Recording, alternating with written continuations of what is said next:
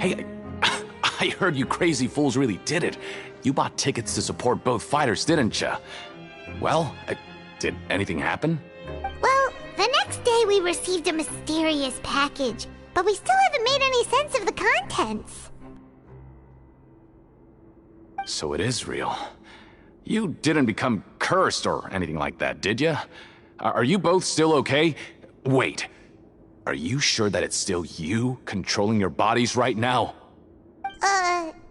Paimon's not sure. What do you think, Traveler? Is Paimon still Paimon? Oh, okay. Well, that's good. Yeah, you two don't seem to have changed at all.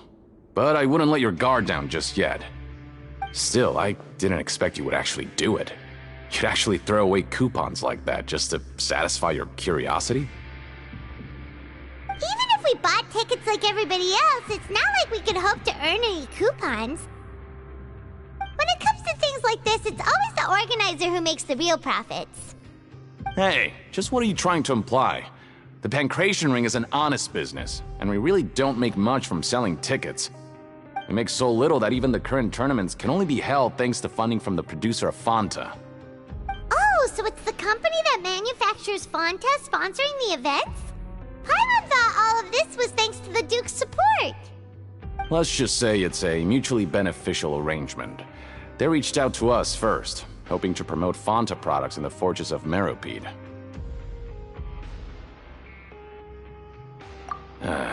Anyway, you try and take extra good care of yourselves these next few days, you hear?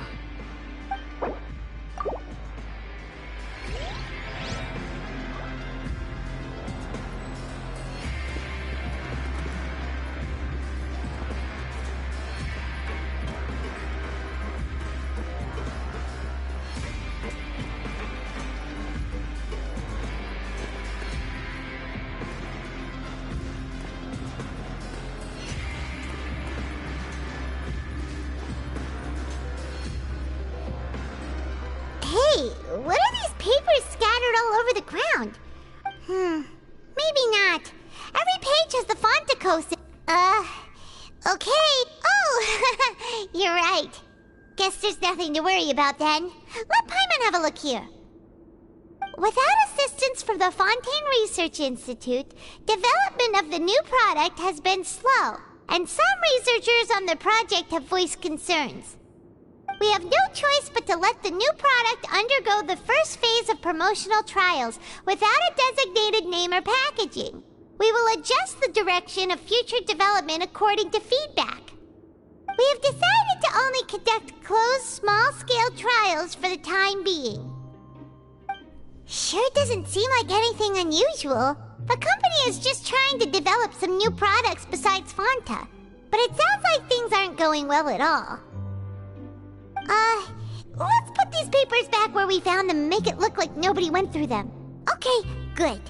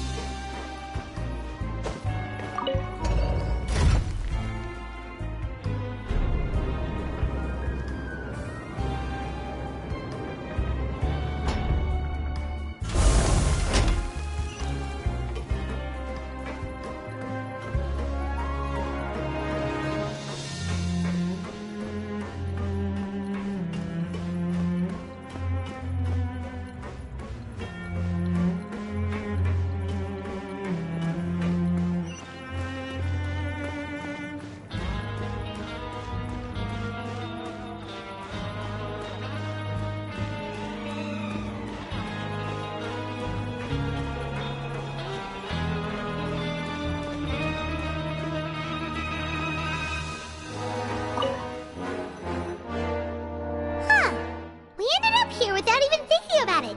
Wanna grab something to eat? Alright, but remember that we bought this time with coupons, so let's make better use of it next time.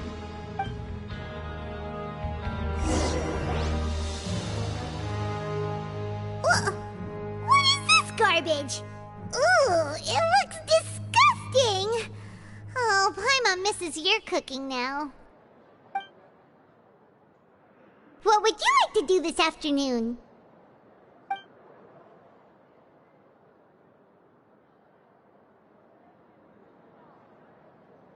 After working here so long, but doing the same thing... Yeah, it's good.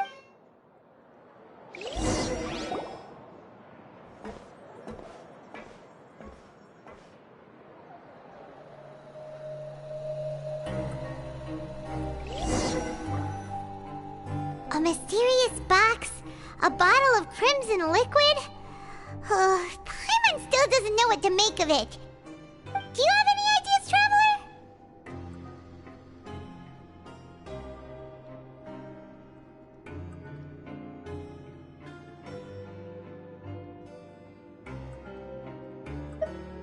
Really? Then it looks like that part of the investigation led us nowhere. Well, maybe we'll have better luck tomorrow.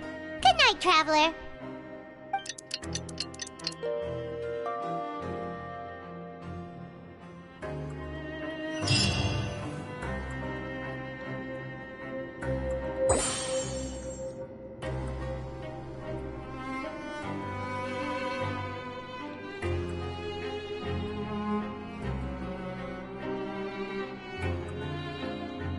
Okay, so we've investigated 2 of the hidden rules.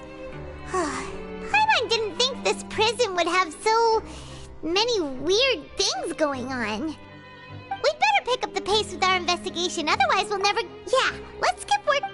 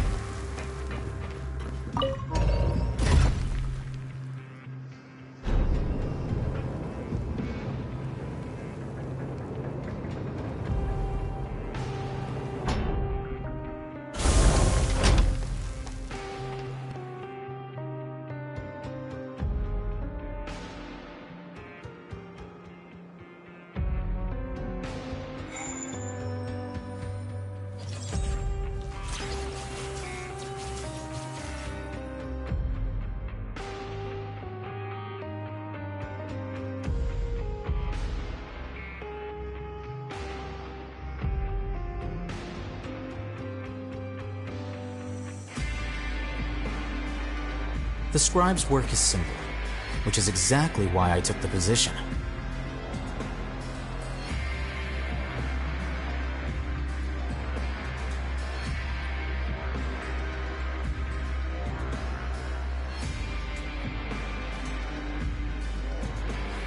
Wait. Huh? No. Whatever.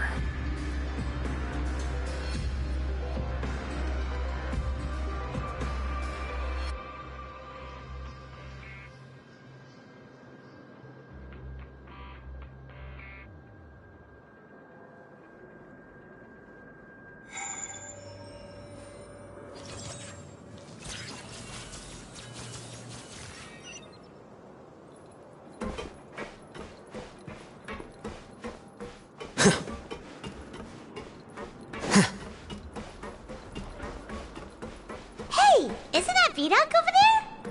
Huh.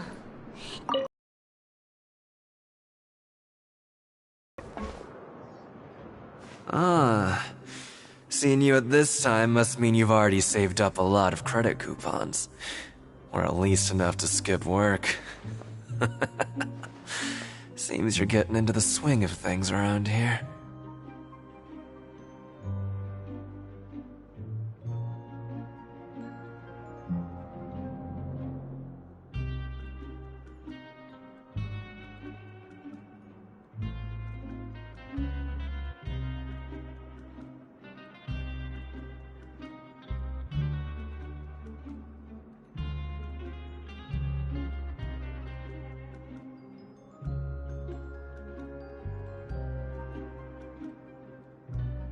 Impressive. Very impressive. So, now can you tell us about the hidden rules you know? If that's what you want to know, I guess you couldn't have come at a better time. Huh? What do you mean it's a good time? Leonid and those other pesky broke urchins have all gone to work in the production zone. I wouldn't want them listening in without paying up. We get it! Just tell us already! So, you know those pipes that make strange sounds? Don't ever, ever go near them at night. Even if you manage to avoid the guards, you might find something even more terrible there. Something even more terrible? Like what?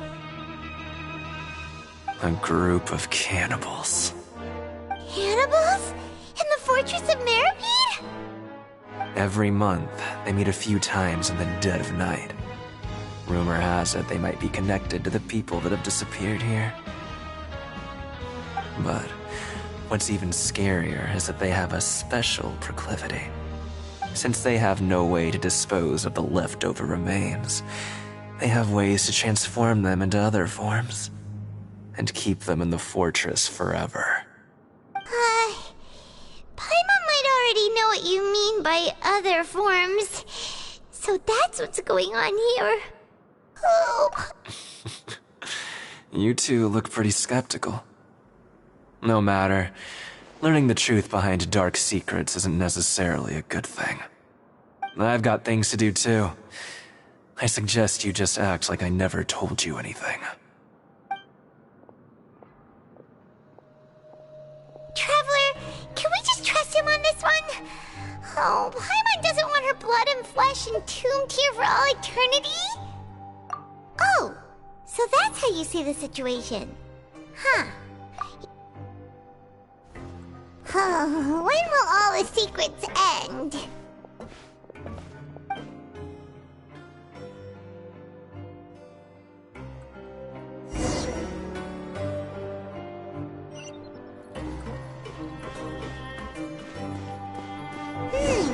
Vidok isn't here. But the guys who went to work in the morning... What? What are you saying? You shouldn't go around saying stuff like that.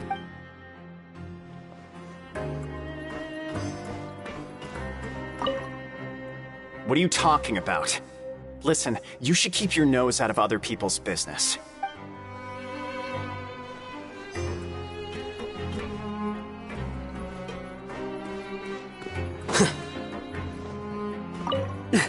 Just stay away from me.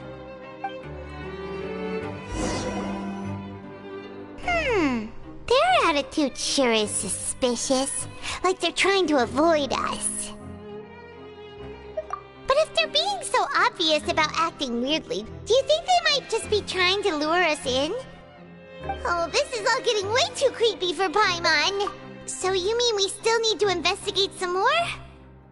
Okay, if you say so.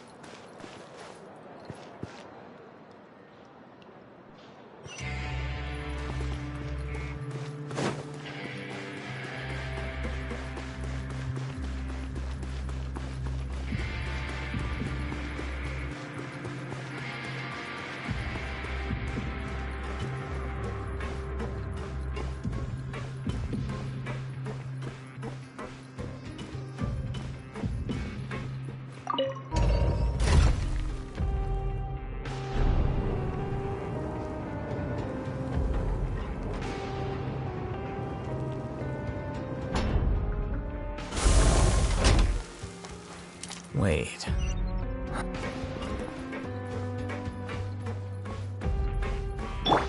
Allow me.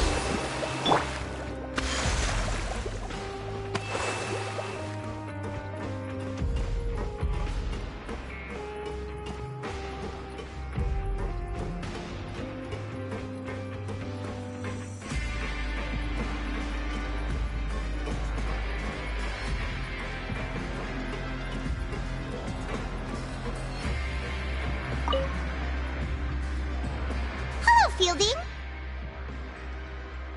What do you want? Criminals like you ought to be working right now. Catch my drift. We just want to ask you a simple question. Have you ever discovered anything odd during your nighttime patrols? Why are you asking about something like that? Whatever happens at night isn't your concern. All you need to worry about is getting enough sleep.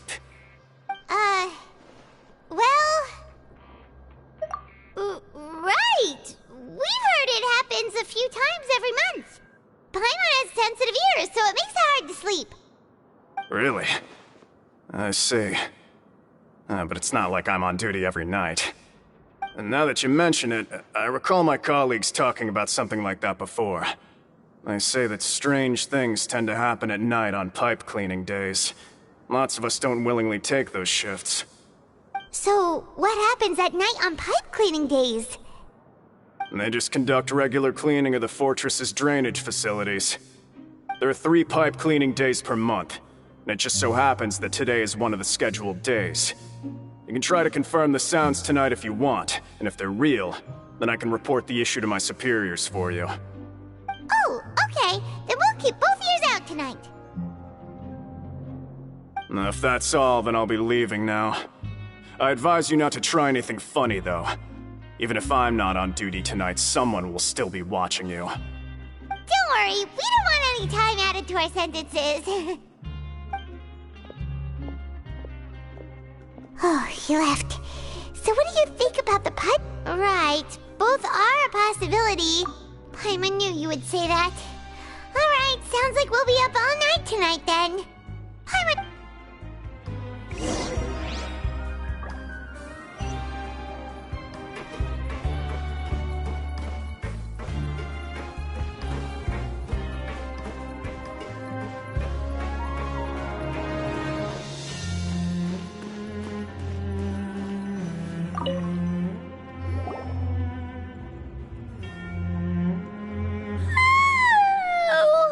I'm so tired. But we can't sleep yet. They'll be cleaning the pipes tonight, so it's the... Whatever. Just be sure to wake Paimon if she dozes off. Paimon's worried something might happen if you go alone. Huh? Traveler? Did you fall asleep already?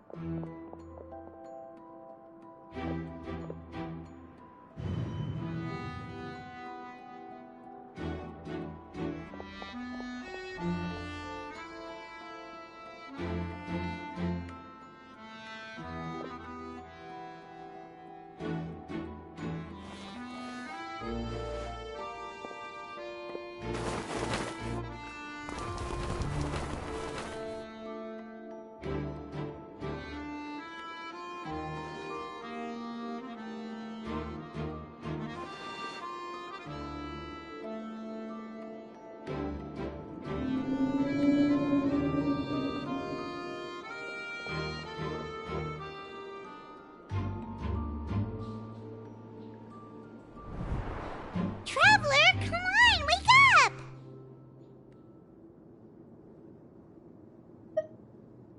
Oh, it looked like you were just peacefully sleeping to Paimon. Really? So we're finally starting to figure out what actually happened! Okay, well it's about time for us to get moving. Just be careful to avoid the patrolling guards.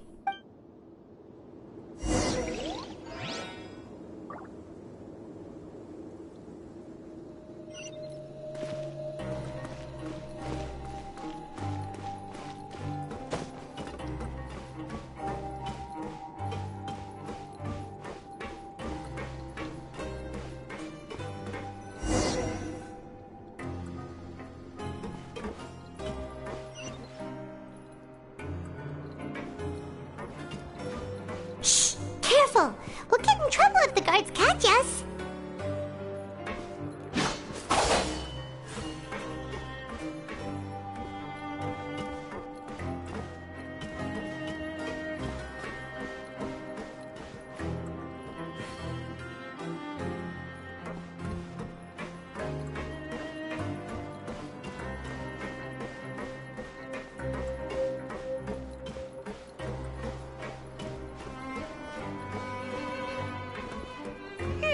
This should be the place.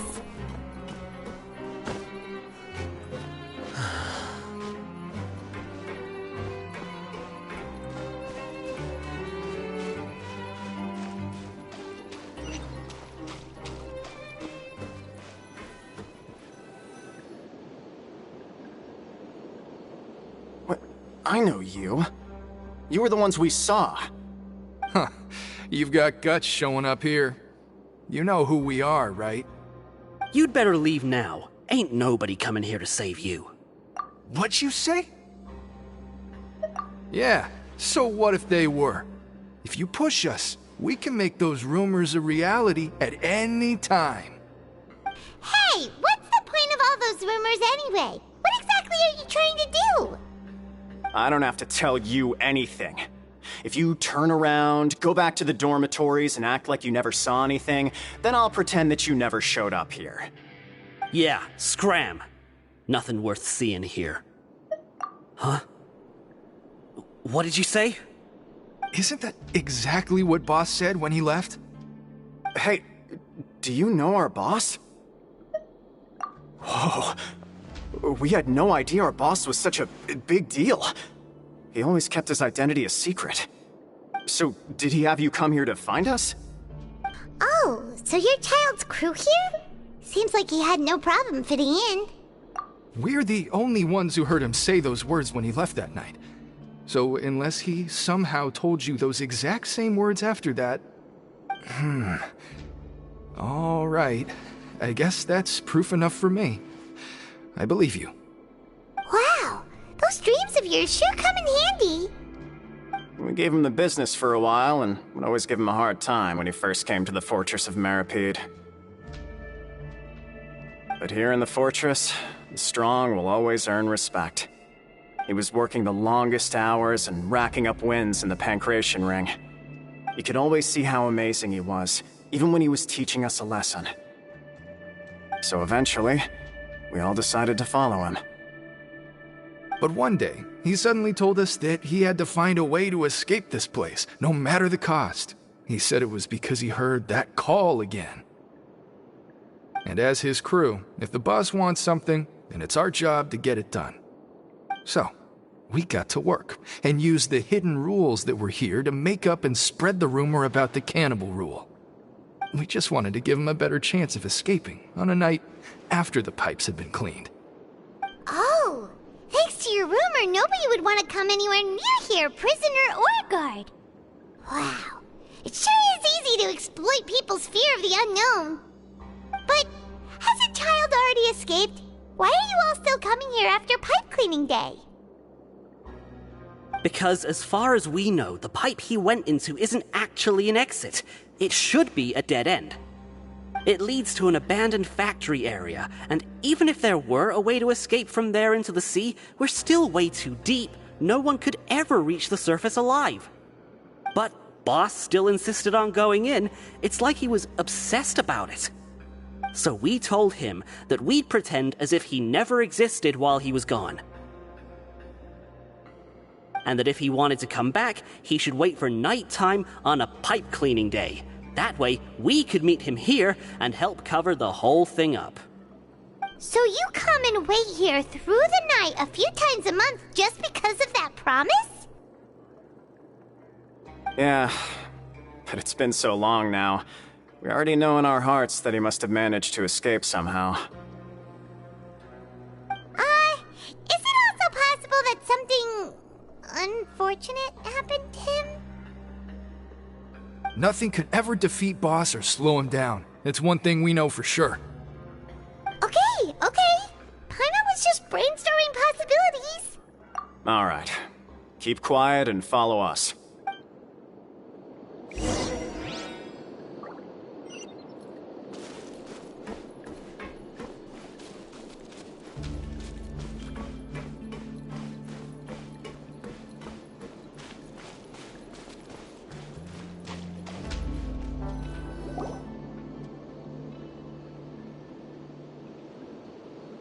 The way up from here has been sealed off. It's impossible to get through. Boss left by going down from here. It wasn't full of water at the time. Later, we came back hoping to have a look. That's when we found out it had been completely flooded. It's impossible to navigate unless you're an extremely skilled diver. Do you think Childe got trapped by the water? Not likely. We all know that Boss was an incredible swimmer. Really? Then have him come investigate, pronto. Just be sure to tell us if you get any news about Boss. It's getting late. We should leave before the guards come this way. Yeah, we learned a lot about what happened to Childe here. Let's get going!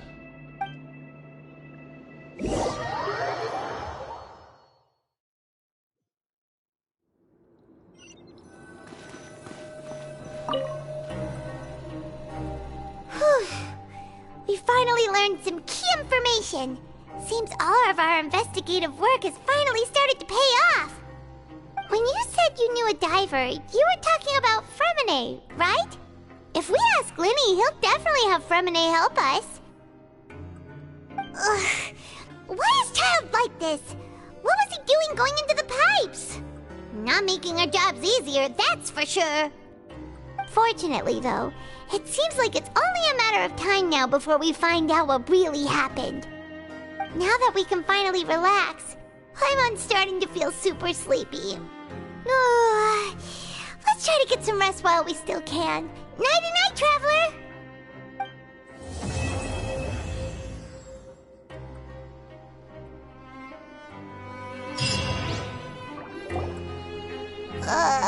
It's morning already? Oh, Paimon still needs more sleep. Huh? Wait, look over there! Isn't that... It's one of Linny's cards!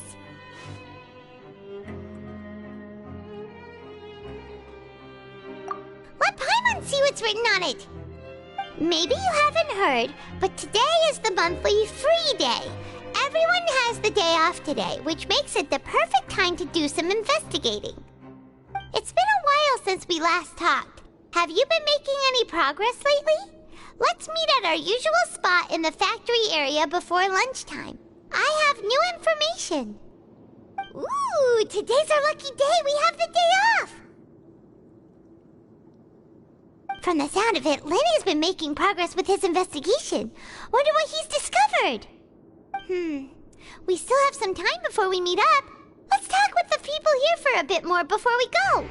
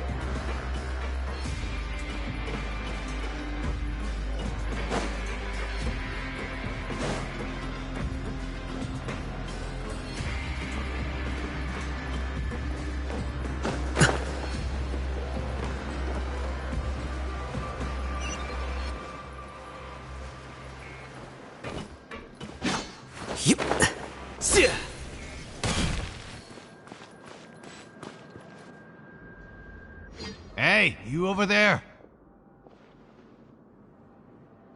Yeah, you. Say, do you like playing card games? You know, like Genius Invocation TCG? You TCG players are like mint in the wild, literally sprouting up everywhere. Hey, come on now. What's wrong with finding fellow invocation aficionados? All right. No pressure. But why would you be looking for people to play Genius Invocation in a place like this? Don't people usually come here to fight? Whether you're throwing down cards or throwing punches, it's all a competition, isn't it? It's all the same in my eyes.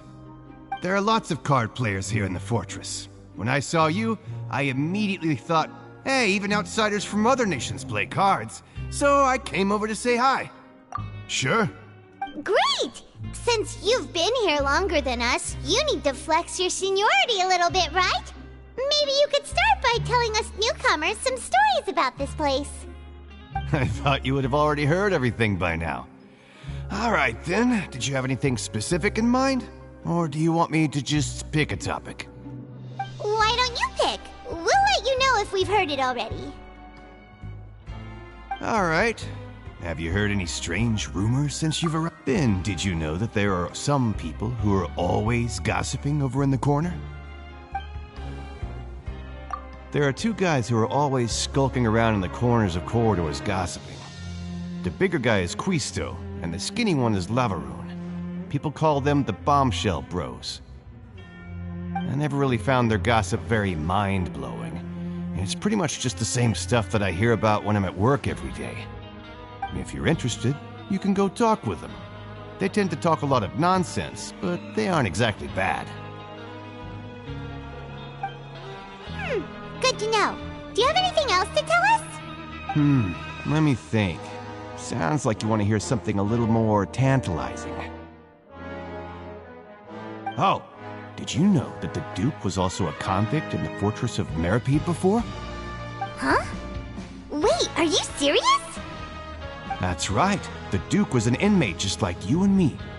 Seems he was exiled here for committing some crime. Who knows how he ended up rising up to become the warden, though. To go from an ordinary inmate to becoming the manager of the whole place? I'm not gonna lie, I kinda respect that. A forbidden zone? Sounds like something that someone just made up. I've never heard of that. Where did you hear about it? It's just a rumor we've been hearing, but no worries if you've never heard of it. Do you have anything else you can tell us? Anything else? Not that I can think of, but I'll be sure to tell you anything interesting I hear next time. You'll have to play a game of Genius Invocation with me first, though.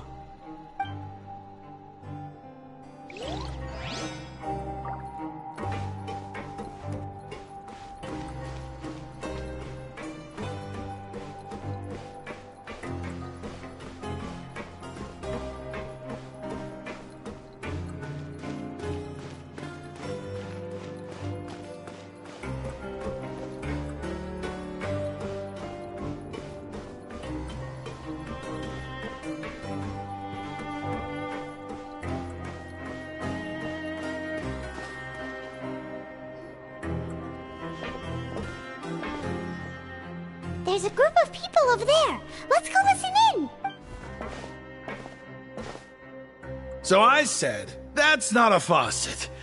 Hey, who are you two? Why'd you come over all of a sudden? Oh, sorry for eavesdropping. Sounds like you were talking about something private. What's the matter?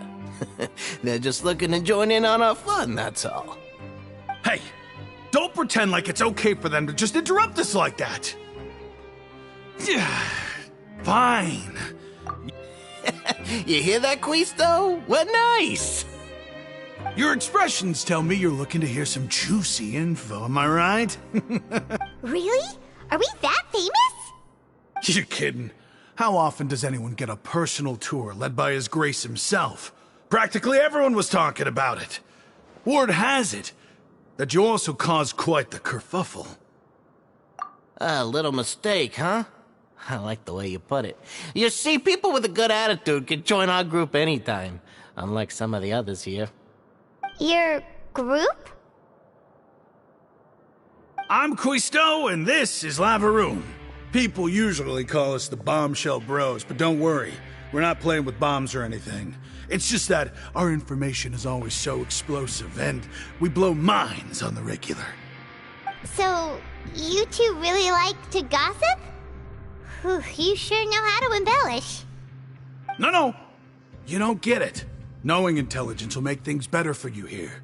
For example, knowing who's working with whom, who has the latest rumors, who's not getting along. Wouldn't you like to know all that?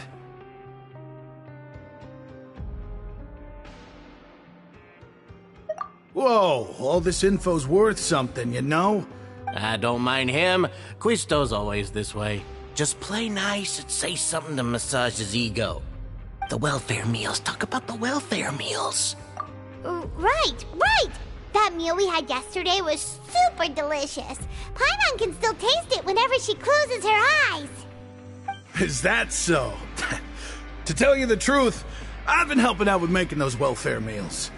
I've been working as a kitchen assistant for about a month and a half now. Oh, so you're the one who made those delicious steaks. Amazing. You could be a professional chef. You are correct. I am a true professional.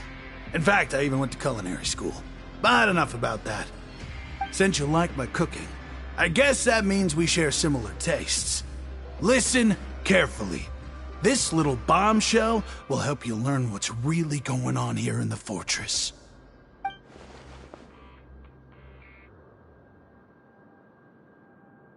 Listen, kids. The power structure within the fortress is quite complicated. The overworlders couldn't care less about us down here. We're basically dogs to them. You've already met the one person here you should never cross, the Duke, Risley. He knows more than you think. And if he doesn't care about something, then he often doesn't bother dealing with it. Those who have the Duke's attention get all kinds of special perks. Even better treatment in the infirmary. I know who you mean. It's that Jurier character, right? I don't think there's anything useful about him at all. Why does he visit the infirmary practically every day? Is it normal for anyone to be going in and out of there so often? If you ask me, he's just faking it to get out of work. But did you know that Jurier was a talented researcher from the Fontaine Research Institute before he came here? There's no denying that. I don't care if he was a researcher that could turn dirt into Mora. Once you're in the Fortress of Meropide, you're just another inmate like everybody else.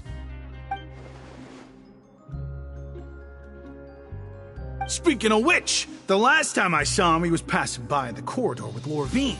I also heard they started arguing in the library and got into a fight, right? Guess that's just how terrible of a guy he is. You mean he hit a woman? Wow, I never imagined he was that bad.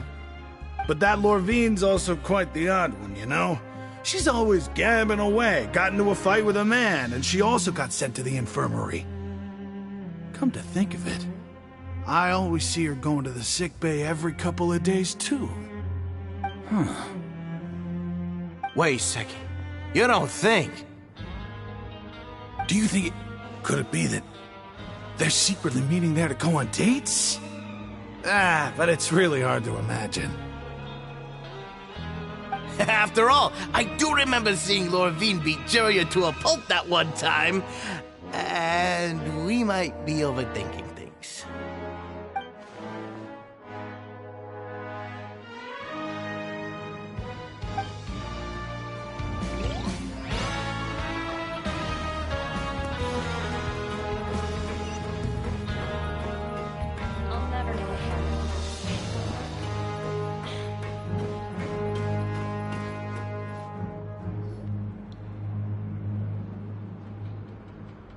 Look, there are some people talking over there. Let's listen in on the conversation.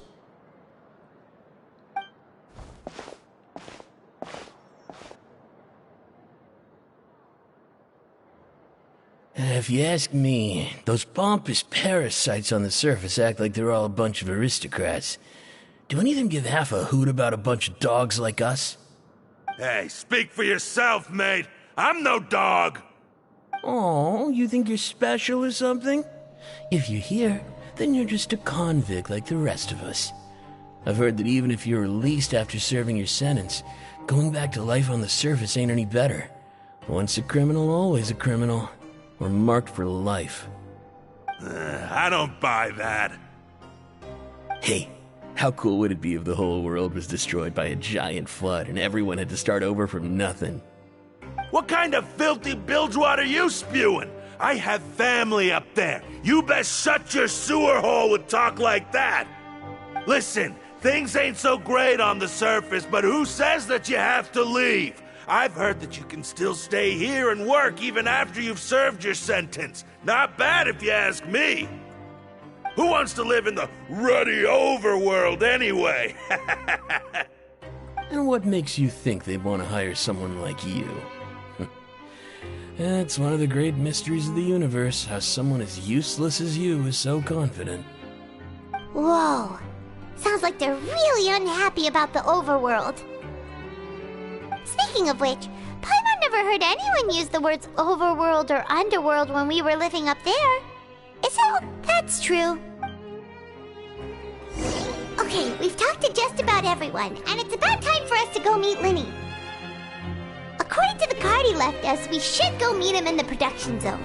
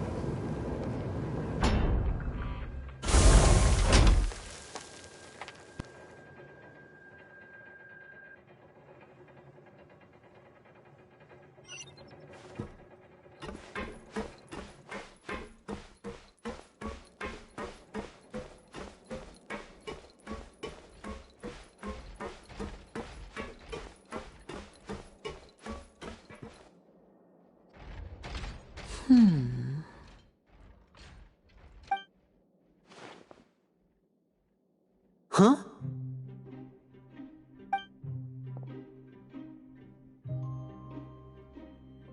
That look in your eyes. You found something? Hey, this is no time to be modest. Just tell him we found a boatload of information.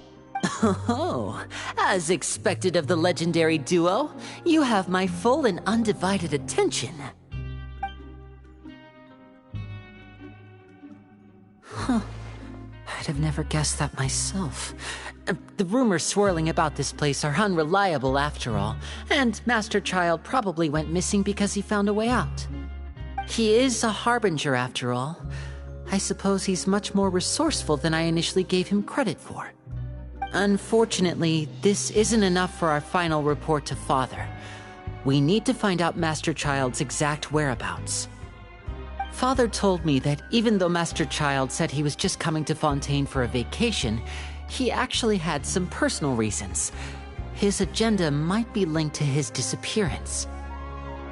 His escape route is already flooded, so we'll have to task someone with professional diving skills to chase after him.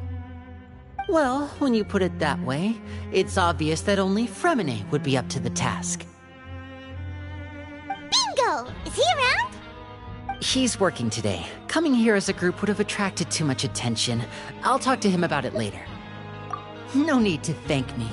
This was always a part of our mission after all. Honestly, I'm far more impressed by you guys managing to collect all this information right under Risley's watchful eyes. Collecting information has always been our strong point. Now, let me think. To find out more information, Fremine will have to retrace Master Childe's original route. And if he's to do that, he'll have to set out on the next pipe cleaning day at the earliest. That's 6 days from now. And after that, he'll probably take another 2 or 3 days to return. You can even estimate how long it'll take for him to get back? We've been working together for a long time. We know each other's capabilities like the backs of our hands. Traveler, what say you to meeting here 9 days from now? We'll be able to pick up Fremine while we're at it, too.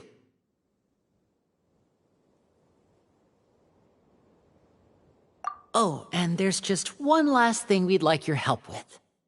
Though we can just sit back and wait for Fremine's report on Master Childe's whereabouts, we still need to make more progress on the investigation of the Forbidden Zone. Fremine's no master of disguise, Lynette's still working on getting intel from the other areas, and I'll need to spend some time helping Fremine prepare for his diving mission. So, you are the only ones we can count on. What do you want us to do? Will it be hard? Well, I won't call it easy per se, but I think you'll be able to pull it off. Listen carefully. You'll need to find an excuse to get into the infirmary and investigate the room and environs. You've mentioned several sketchy-looking people always meeting at the infirmary earlier, so it probably has something to do with the secret we're hoping to uncover. You've already met the head nurse, so she'll be less suspicious of you. Investigate the internal structure of the infirmary and any active dealings within, and pass those on to me alongside anything else you're able to discover. But also, there's no need to take risks. Don't forget, safety always comes first. No, when it comes to intelligence gathering, I'd never consider you to be an amateur. Didn't you say it yourself? It's always been your strong suit. I'll believe anything as long as it comes from you. So, please prove your prowess to me once again. All right, then we'll head out as soon as we finish our prep. Let's go our separate ways for now, then. Don't forget, we meet here again in 9 days. Stay safe.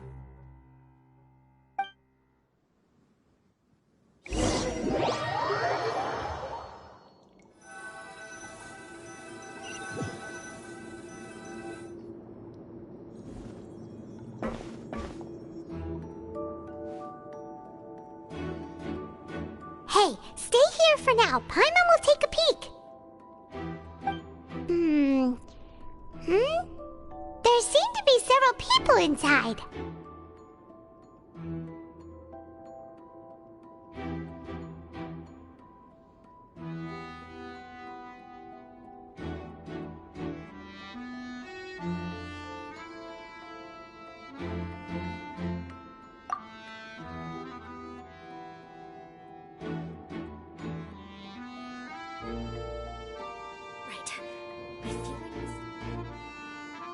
It's not impossible.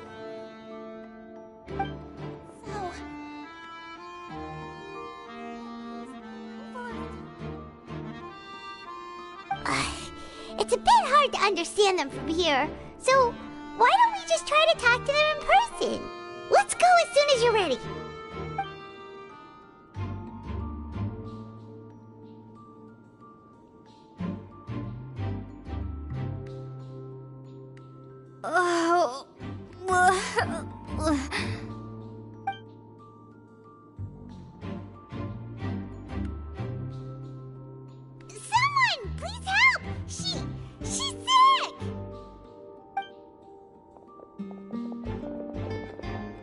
Whoa, are you okay? Oh my! What's wrong, little one? There's no need to panic. Take a deep breath before you begin. The traveler started complaining of a stomachache, and then nausea, and then collapsed onto the ground. Paimon doesn't know what to do! Freezing limbs, twitching fingers, and pale complexion? Could it be poison? Let me take a look. Please, lie down over here. Don't worry, I'll get you to the bed safely. Here, hold on to my shoulder and walk slowly.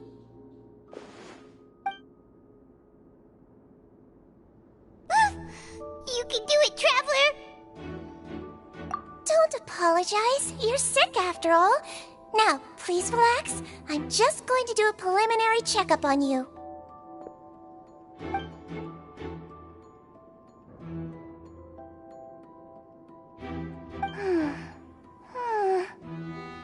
I see now. My checkup has confirmed that she's not in any mortal danger. That's our worst fear out of the way. Eh? Oh, that's good. But... I'll continue my diagnosis of the patient now. Please, relax and take a deep breath.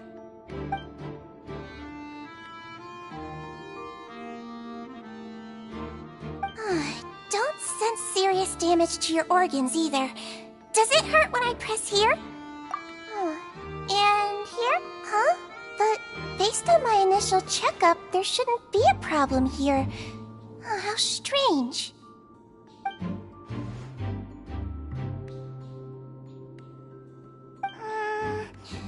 What about here? Oh, I understand. So that's what it is. I think you just ate something that disagreed with you. That's all. Nothing too serious. Outside of a pretty bad stomachache when it decides to act up. So that's what it is. Thank goodness it's not anything more serious. And there have been other inmates complaining about the food recently. I'll inform our head chef, Mr. Woolsey, of this problem as soon as possible. Congratulations! The health risk is incredibly low, so you should recover within a couple days. Why don't you take a rest here while I go get some medicine for you? Miss Levine, I'll have to trouble you to help me look after this new patient while I'm gone. Very well. And she hopped away just like that.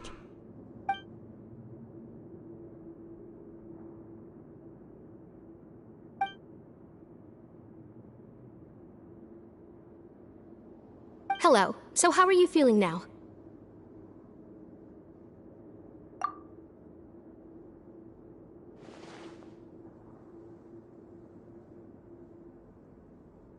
Her stomach aches really bad. She was stumbling about the whole way here, so Paimon's really worried. If Miss Sijuin says it's not a serious problem, then there's no need to worry. She's the best medic we've got down here. But it also looks like she's the only medic you've got down here. Well, that's true. What do you mean, that's true? That's really misrepresenting the situation. Of course I can't speak for the whole fortress, but it's not like everyone imprisoned here is useless, you know? Though they may have committed crimes and gotten locked up here as a result, they still know a thing or two about medicine, and they help Miss Sijuin take care of the sick and injured. Yeah, you're right. But did you have to lecture me about it in front of another patient? Aren't you a patient too? Where did all your energy come from? That's correct. Sorry, I got a bit ahead of myself. Are you two also sick? We've been sick a while. I come back every once in a while for checkups, and to pick up the medicines Miss Sijuin prescribes for us. That's just the nature of chronic illnesses. As for her... you could say she fancies herself as Miss Sijuin's capable helper because she learned a bit of medical knowledge ages ago. Please watch your mouth, Mr. Jurier. Don't forget that you are the primary reason I have frequent heart palpitations. Hey, don't start arguing now! Please, keep it civil at least.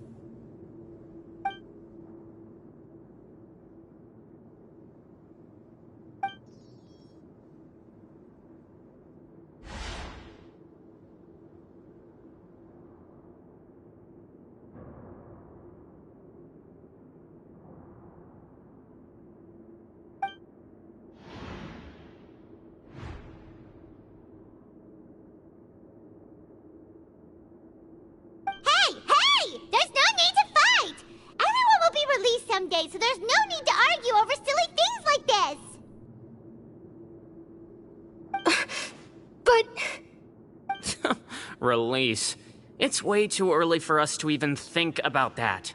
And who the heck knows if we'd even be able to continue our previous lives?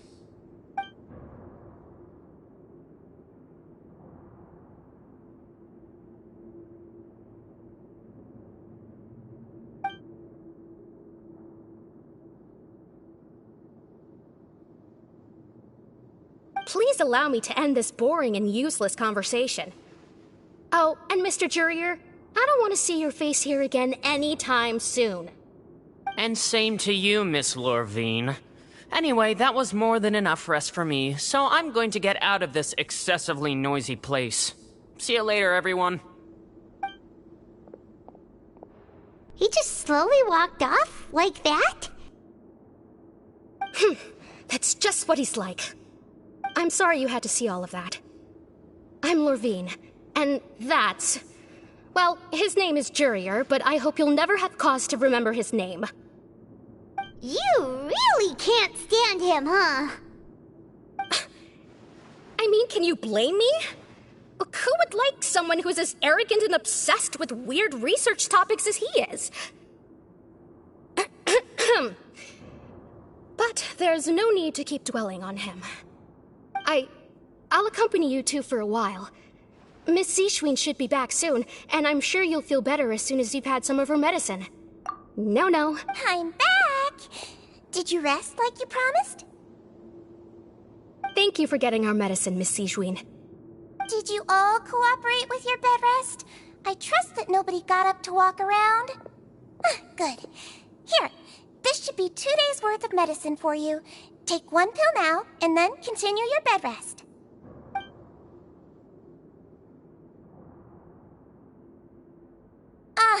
Miss Lorvine, I left in a bit of a hurry just now. Do you still remember if we discussed the color of the pill that you should be taking today? I remember. You said it should be yellow.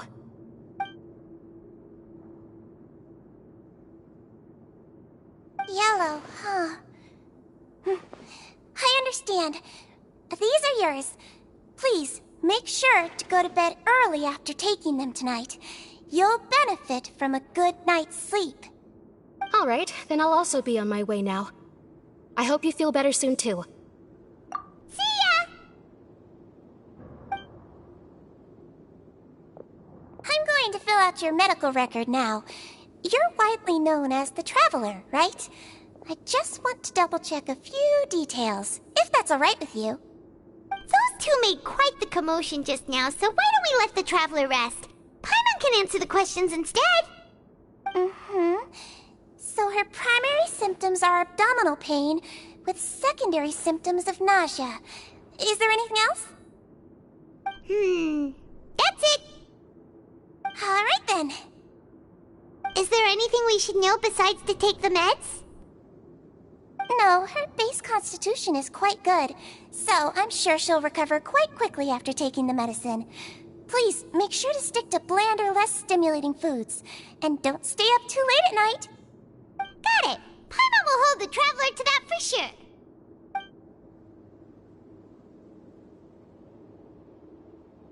Oh, you're going to take a nap already? Okay then, you get some rest.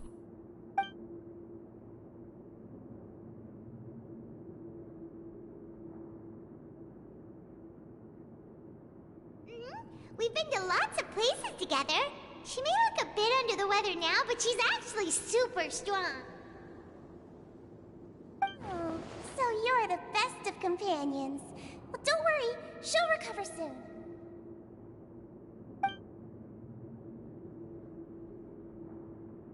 Ah, you're awake.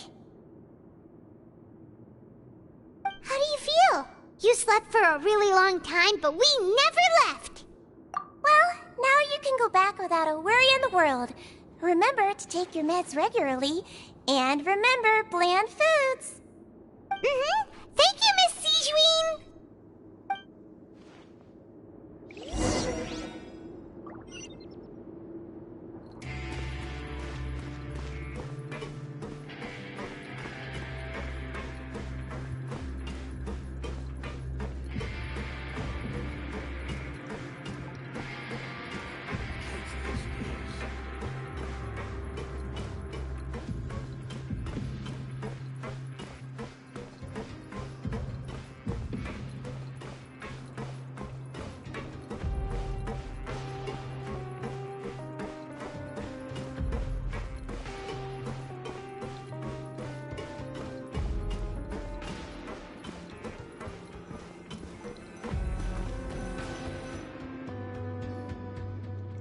really are something. To be able to fall asleep like that and even sleep talk the entire time, you scared Paimon half to death!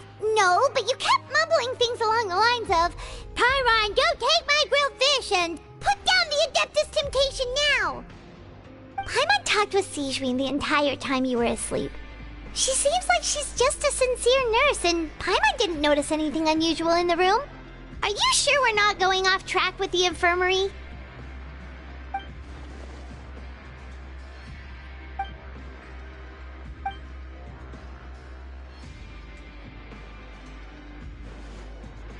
Whoa! You really are super thorough! All those tiny little suspicious things that Paimon didn't even pick up on! We've gotta give the info to Linny!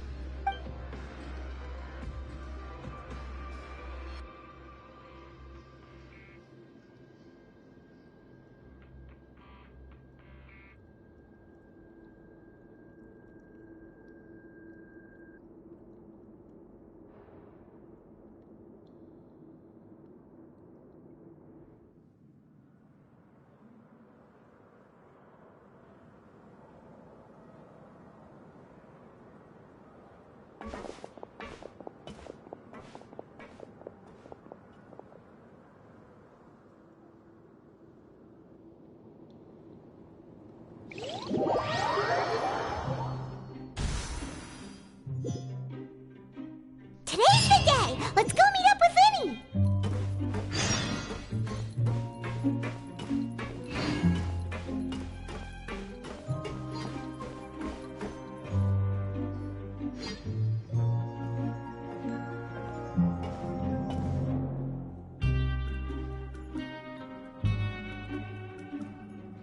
Oh! Hmm?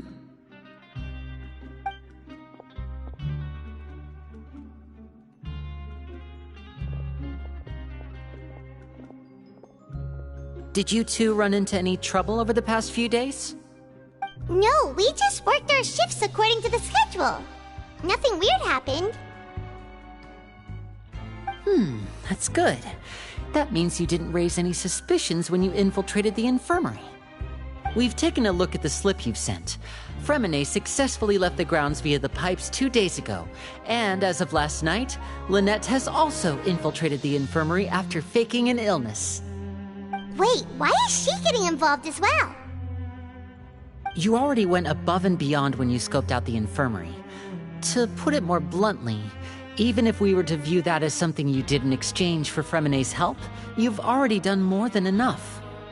Infiltrating a guarded stronghold is a different kind of job from a one-off investigation. We want to avoid using the same faces over and over and reduce the amount of suspicion that will fall on any given person. Lynette also felt like you have already taken the first step for us, so she should be the one to finish the job. So that's what Lynette thinks. Oh, Paimon hopes everything's going well for her. Perhaps that's true.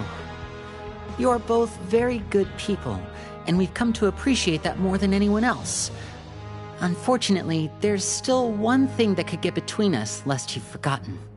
The matter of our respective loyalties. You've mentioned before that you've had some run-ins with the Fatui. I can understand that feeling, so I assume you're just helping us out of the kindness of your hearts?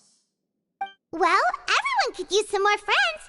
We'll be counting on you to help us in the future, too. Since I see you as friends, then it's even more important for us to protect you from any peril. Fremine and Lynette feel the same way. Glad to hear it. Then, let's go check on Lynette before Fremine returns. If everything went well, then she should be wrapping up her investigation right about now. Is now really a good time to go over? According to my observations, Sigewinne always spends around half an hour away from the infirmary right before lunch. Lynette knows this as well, so this should be a good time to meet up with her. Also, I'm her brother, remember? It's only natural for an older brother to care about his younger sister's well-being. Okay, then let's head over right away!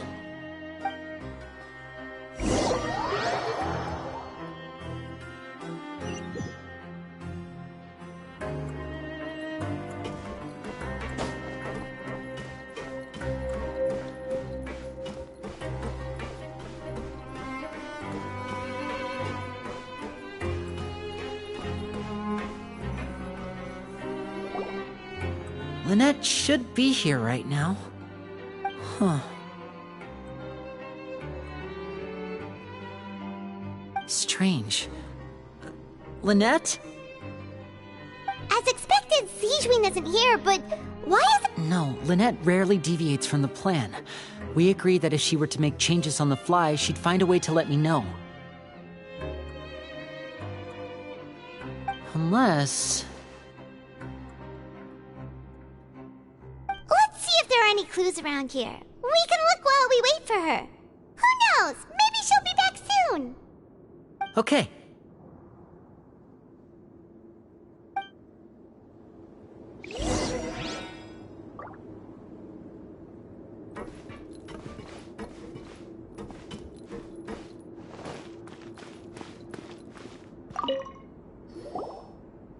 None of the beds have any signs of having been slept in. Except that one over there. That's the one Lynette must have used, right? You said she was pretending to be sick. Mm-hmm. She would have said her migraine was having a particularly bad flare-up. Generally speaking, the head nurse would then ask her to lie down and rest, while she left to retrieve the medication. Which means, either the head nurse didn't return the entire time from when Lynette laid down up until she left the bed, or the nurse intentionally left it this way.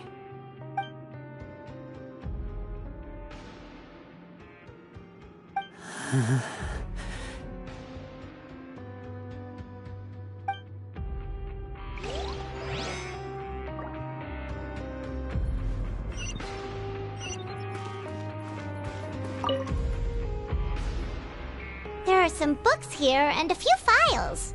They all look like medical records.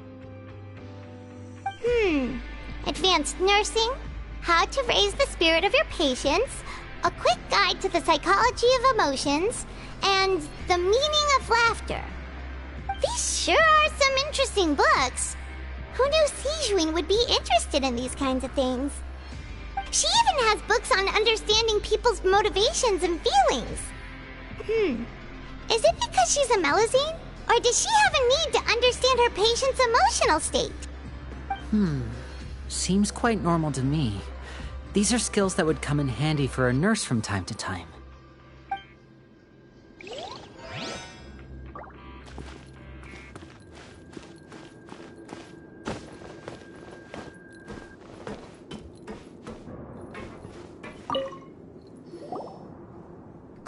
is it! We saw it before! Wait, this thing? It doesn't look like it's been disguised that well.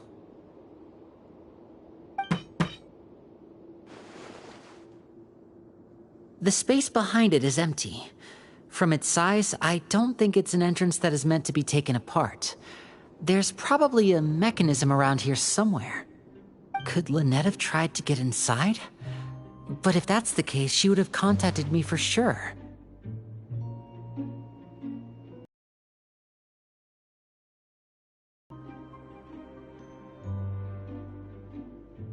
Let's look around here for some more clues. Don't panic, just take another look.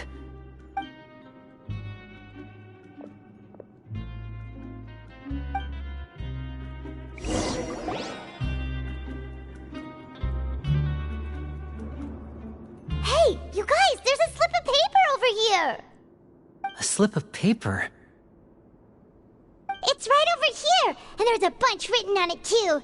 It reads, "Out of respect for your usual practices, I'll use a piece of paper or card as the medium to pass on my message. You may consider this as me giving you my best regards."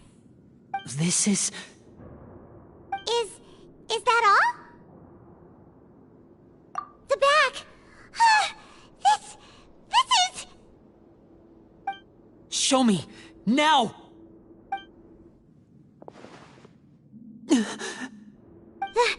That look on your face. Paimon's reading it now. Would you care to guess where Miss Lynette of the Fatui could be right now? No. Could she have... Is she already... Writhely. Did he deliberately leave the infirmary unguarded to use it as bait? Wait, you mean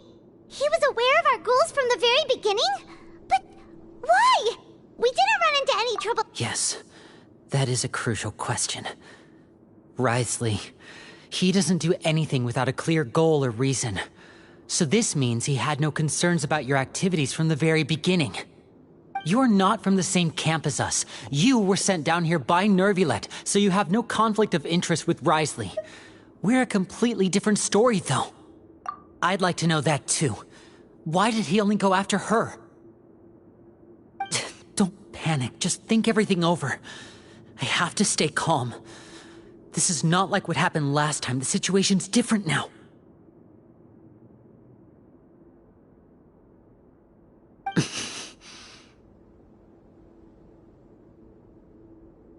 Wait, you're right. Wait, but that means...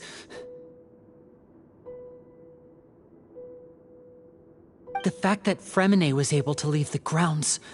Could Wriothesley have let him go as well? But what does he gain by letting Fremine leave like that?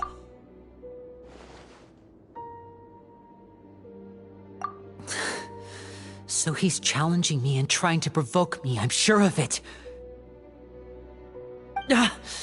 We never should have sent out Fremine. We had to go through all that trouble to find an opening to sneak him around the guards and into the pipe, and we even thought luck was on our side. If Wriothesley let him leave on purpose, then he's probably in a terrible spot now as well. Lenny's getting more and more panicked. Don't be like this, Lenny. Fremine wouldn't have left if we hadn't told you about Childe. That was our fault. No. I'm the leader of this operation, and I'm the one responsible for this team. I was the one who failed to protect them. I'll go talk to Wriothesley. Hey, don't be reckless! Traveler, please, talk some sense into him! I simply cannot allow Lynette to be abducted again. I have to go. I'll find a way to get them back!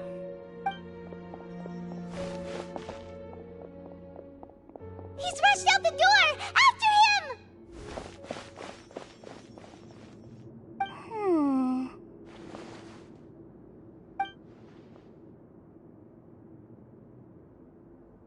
Right.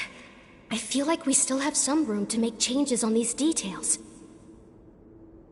It's not impossible, but it'll require extensive testing. Is that so? Very well. Then please be mindful of the time. Huh? Is someone? Pack everything up. Whoever's outside is eavesdropping. They'll probably come in once we stop talking. Someone! Please help! She's sick!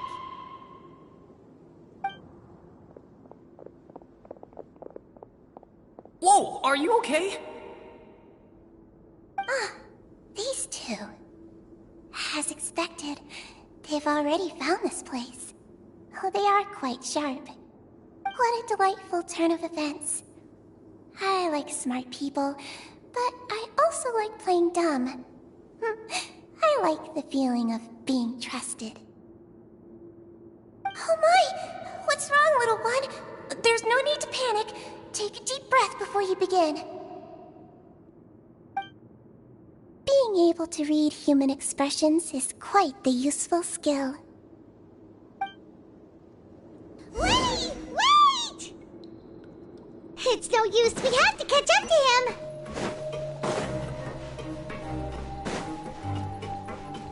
He's already out of sight. How is he so fast? Let's go head him off at Wriothesley's office.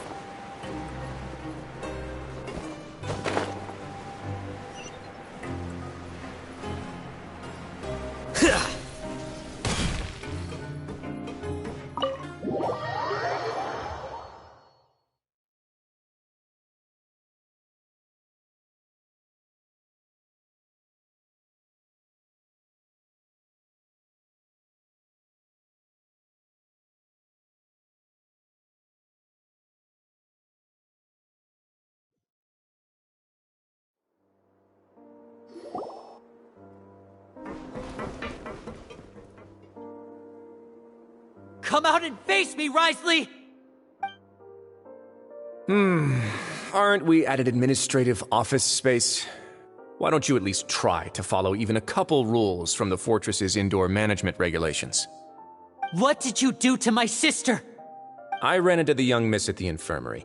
I'd heard that she was suffering from quite the migraine, so I decided to invite her over for a cup of tea. I do have some teas in my collection that can work wonders against such an illness. Stop joking around! Where did you take my siblings? I have also heard that your performances are quite the spectacle. Miss Lynette would sometimes enter a box filled with water, only to emerge the next second from another place altogether. Maybe she'll appear behind you right now if you were to turn your head. Is he trying to trick me into turning my head? No, he's probably not looking to attack me right now. All of the hostages are in his hands, and he's even in the mood for small talk. That means Lynette is probably still alive. You knew we were investigating the infirmary from the start, so you deliberately aroused the Traveler's suspicions and baited us into continuing our investigation, just so that you'd be able to kidnap Lynette. As for Fremine, no, you probably didn't even interfere with Childe's escape. You let him go, so you could purge the Fatui members that we had planted into your ranks. There was no need to do so. The Fortress of Meropide is a pretty pleasant place. Most people enjoy their lives here. The only ones who act differently are those with personal agendas. It was quite easy to identify your colleagues. You removed our original members and spread the news of Childe's escape so Father would assign our team to come down and investigate. Fremine has also fallen into your hands, right? If you're oh so omnipotent and so in control, why would you need hostages? One correction. Lynette is in my hands right now, but Fremine is not. He's not? What do you really want? Lenny! Oh, wonderful. Everyone is here, so I'll only need to say this once. Thank you so much for cooperating with me. Eager and to the point, I see. Alas, only Miss Lynette is currently having a cup of the Fortress's finest tea. Although, as per your original plan, Mr. Fremine should also have returned to the Fortress by now. But he has neither shown up within my gates, nor has he been taken into any kind of custody. So where do you think he may be right now? Wait, you can't mean... You locked him outside in the sea? I closed the Fortress's gate to the outside world. That's all. Fremine's a star diver, so he should be fine, right? No, we're still here, so he definitely tried to find a way to come back for us. So we can't assume he might have made a break for the surface. But why would I do this, you may be asking? To have an audience with you, of course. My intel tells me that Mr. Linney is a great magician, so it's only natural for me to want to have some cards of my own when it comes to negotiating. Besides, I do recall you mentioning to Miss Lynette that you've always wanted to have a face-to-face meeting with the Lord of the Fortress of Meropide, regardless of whether it was in a personal or a professional capacity. Well, you got your wish. So, you've been keeping tabs on us before we even set foot in the fortress. Some of my folks just happened to hear a thing or two, that's all. In any case, I will be straight with you. I was willing to play dumb and turn a blind eye, so we had a pleasant few days playing games together here. But once you started focusing on the Forbidden Zone, all of that changed. Mr. Linney, the cards are stacked against you right now. Miss Lynette is in my hands, and Mr. Fremine is still slowly being pickled out there in the brine. You know just as well as I that he cannot last out there forever. You need do but one thing to guarantee their safety. I would like you to contact your superior, and ideally invite her over for a cup of tea with me. You want to see Father? But why should she bother giving you an audience? Well, if she cares for the well-being of her dearest children, she should have plenty of motivation to join me for a parents' evening. I've heard that the bonds between the members of the House of the Hearth are like the bonds of family. I don't see why she would refuse. Why did you think Father sent us to handle the Fortress of Meropide? This place is basically a no-man's land. It wouldn't be fitting for anyone as important as a harbinger like Father to come here in person. Oh, I see. So it's because she doesn't care for my place here. That's such a shame. After all, I've amassed quite the tea collection. I was looking forward to sharing it with her. Both Monsieur Neuvillette and Lady Farina have already received many samples as gifts. Was this the extent of your master plan to get to Father? No matter how much pressure you may put on me, I won't allow you to use us to blackmail her. You people really are difficult to get along with. All I'm asking for is a face-to-face conversation. Does she truly have no interest in the fortress's secret? Mr. Linney, you have one last chance to invite your father here. If you refuse... Linny!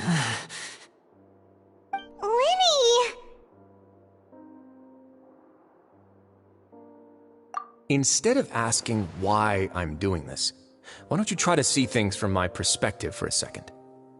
From the very beginning, the Fatui has been actively infiltrating my fortress. I gave you a warning by cutting off the first few operatives I found, but that only caused you to double down. Had you given up on the fortress then and there, I'd have no reason to want to talk. Mr. Fremenet left the fortress on his own, and Miss Lynette tried to pry out my secrets right in front of me. No matter how you look at it, the responsibility for this falls on you. I shouldn't ask Father to do anything because of us. 6, 5... Wait, 2, 1. Time's up. It really is a shame, Mr. Linney.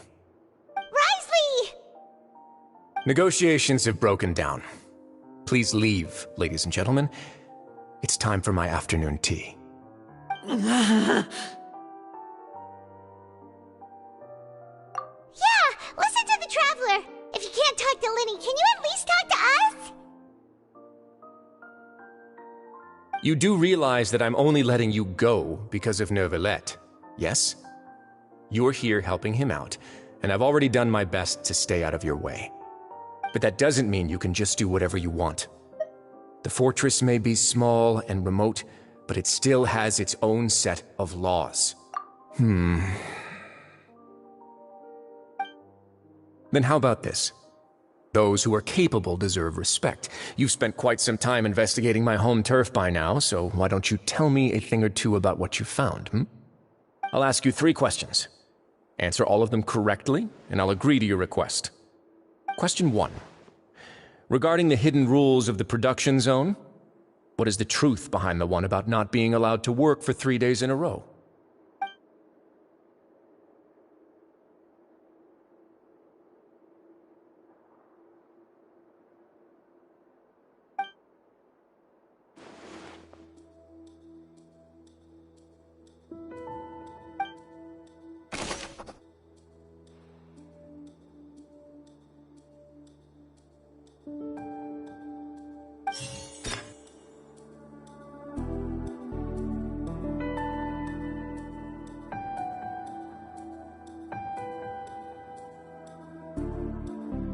I've been told that the infirmary is always empty for the half hour just before lunch. But what could Sigewinne be doing during that time?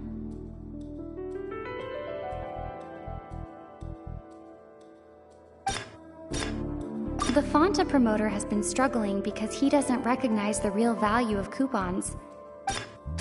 We often see Miss Sigewinne observing the prisoners at work near the production zone.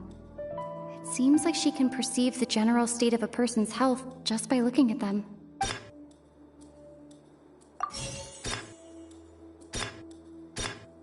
We often see Miss Sigewinne. Fonta's internal reports suggest that... The research note said that the Melusine race perceives the world very differently from humans.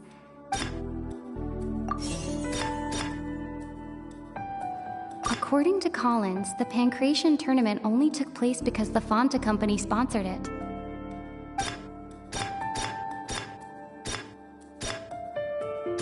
I've been told that the infirmary is always empty for the half hour just before lunch.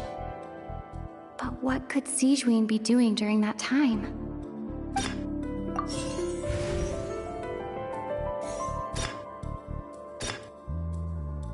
Fonta promoter has been struggling because he doesn't recognize the real value. Fonta's internal reports suggest that they're starting a new trial of an unnamed...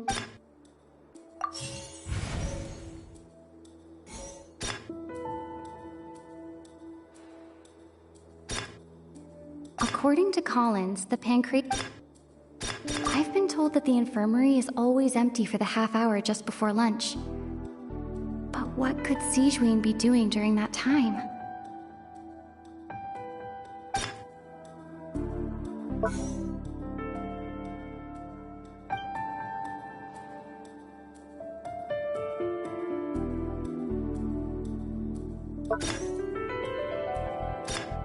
The research note said that the Melusine race perceives the world very differently from humans.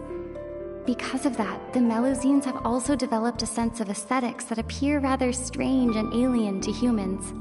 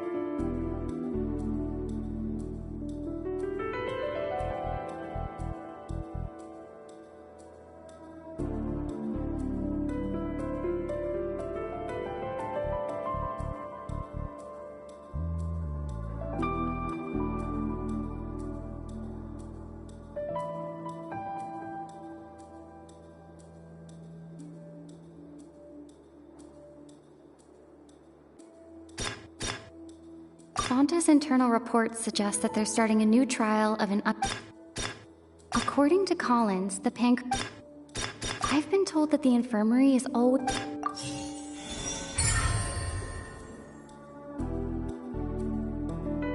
Ah, so that's what's going on. Paimon understands it now. Who would have guessed? The hidden rule of the production zone. People are not supposed to work 3 days in a row, and if they do, they'll get strange meat in their welfare meal. At first we thought this strange meat must have something to do with the people who disappeared, but in reality, they were all prepared by Sigewinne, the head nurse. She often visits the production zone to observe the workers' health and makes a note of anyone who has worn themselves out after 3 full days of work. Out of her sense of duty as the head nurse, as well as her genuine concern for the workers' health, Sigewinne visits the cafeteria right before lunch and cooks an extra dish for those who can use the stamina boost.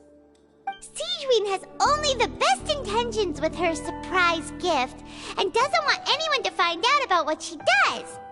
However, unfortunately, Melusines as a race perceive the world differently from humans, and their sense of aesthetics is even more alien to us. The recipients of her lovingly prepared special meals cannot taste the care within and usually just freak out. Are we on the right track? not bad. You've uncovered Sigewin's secret and even guessed her intentions correctly as well. It's nice to know that her efforts have not gone unacknowledged. All right, now for my next question. There are also some hidden rules in the Pancration Ring, including the one that you're not allowed to support both sides of a fight. Why is that?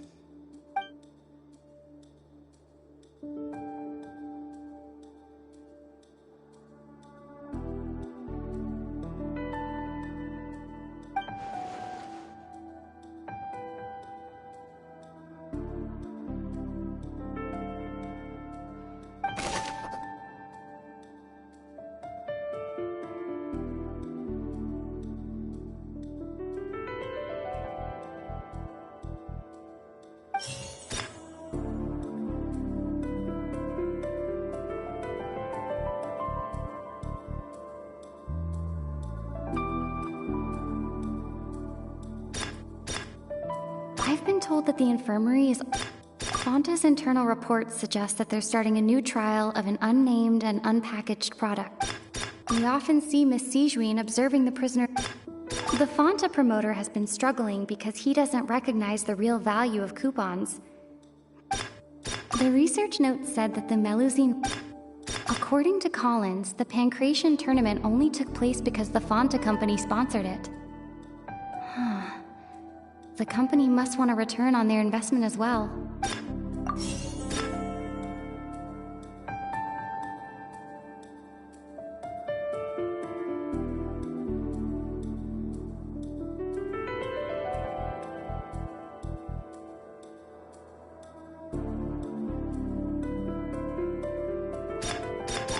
Fonta's internal reports suggest...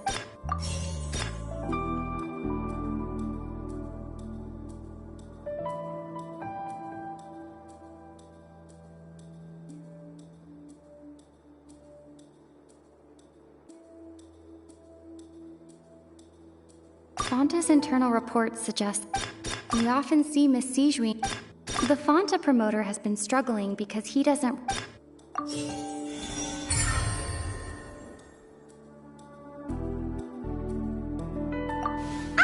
Paimon gets this rule too now, so there really was nothing to be afraid of.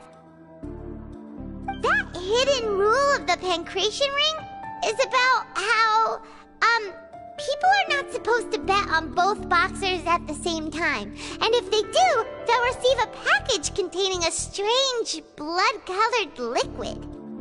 People get scared when they see it because they've subconsciously begun to associate it with the missing boxer. But really, it's just a bottle of the latest yet-to-be-named and packaged new Fonta trial product. A blood-red drink. It's no wonder even Fonta's own staff were questioning the company's decision-making. The company, facing backlash from its own staff, decided to try to trial the product on a smaller scale, to see how it might be received by customers. They came to the Fortress of Meropide and offered to sponsor the Pancration tournament so they could push their new product. But the Duke completely refused to even entertain the idea. The Duke, knowing how valuable coupons are in the fortress, knew that only total idiots who didn't understand their true value would bother buying a Fonta product here. And so, only those who proved their stupidity by being dumb enough to bet on two opposing sides of the same match were selected to receive the drinks. I acknowledge the effort you've put into bringing the truth of this mystery to light. Although, based on your description, that Fonta promoter is a bit too careless with his words, I may just reconsider my collaboration with the company. All right, and here's the final question. What's the secret behind our head nurse and all of her patients in the infirmary?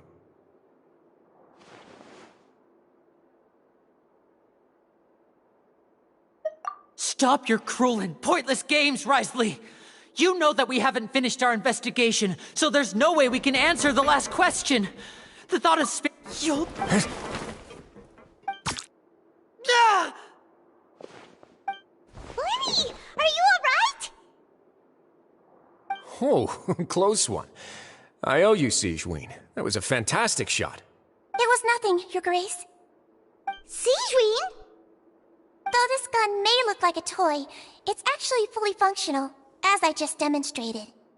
Siegeween. Not at all. I am merely a resident of the fortress, and thus protecting it is my duty. When Monsieur Nervilette asked me to come here, he told me that my job would be to take care of the well-being of everyone here. I am merely discharging my duties. But if you mean what you just said, then isn't Linny someone you should be looking after as well? Isn't he a resident here just like the rest of us? But I really am just doing what Monsieur Nervilette told me to do. Everything I did, I've done to protect them. Had I not, they would be in far more dire straits right now. His Grace knows it too, right? Your Grace? Mind proving my innocence to them? My dear Siegeween, whatever shall I do with you? Would it have killed you to just wait another minute or two? Well, it's nearly time after all. The way you do things can be truly frustrating sometimes, Your Grace. I figured I should try to talk some sense into you. What are you talking about? What time? Take me if you want. Let them go. How touching. Can you just give me one more minute? Don't be like that, Your Grace. All right, everyone, calm down. 2 more visitors will be arriving any time now. I'll go get a cup of tea. Miss Siegeween, I leave Miss Lynette in your care. You... What are you doing? I believe I hear footsteps.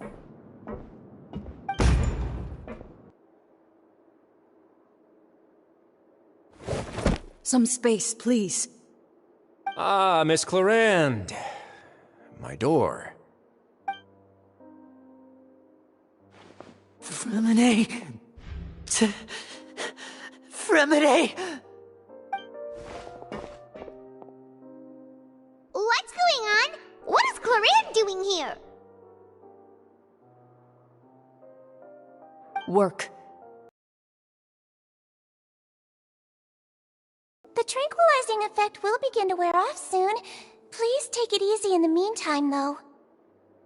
What happened to Fremine? Wasn't he diving just outside of the fortress? Why is he looking like this?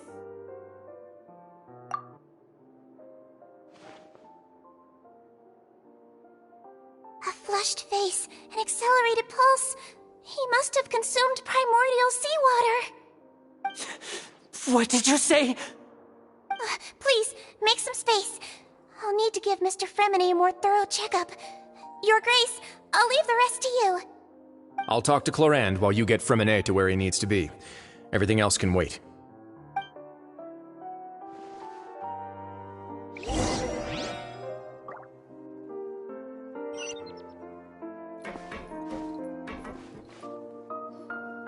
What's that look on your face? I thought I made good time on the way back. Oh, I'm just admiring your punctuality.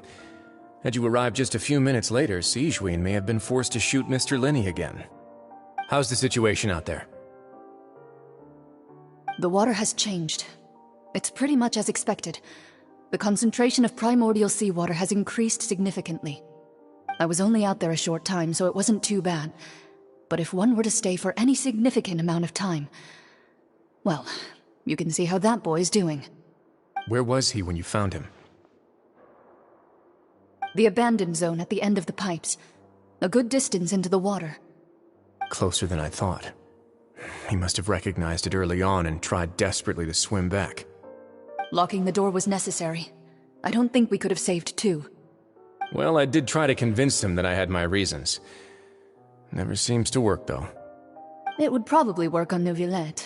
He has a knack for picking out who had good intentions, even when the outcomes were all terrible. It's a bad sign if you're having to plead your case to Neuvillette. Want some tea? Not particularly. If you want to drink some that badly, just say so. Fine, I'd like to get some tea. Want me to get you a cup too, since I've already made it? Might as well then, I suppose. Actually, do you have a towel? I would like to dry my hair.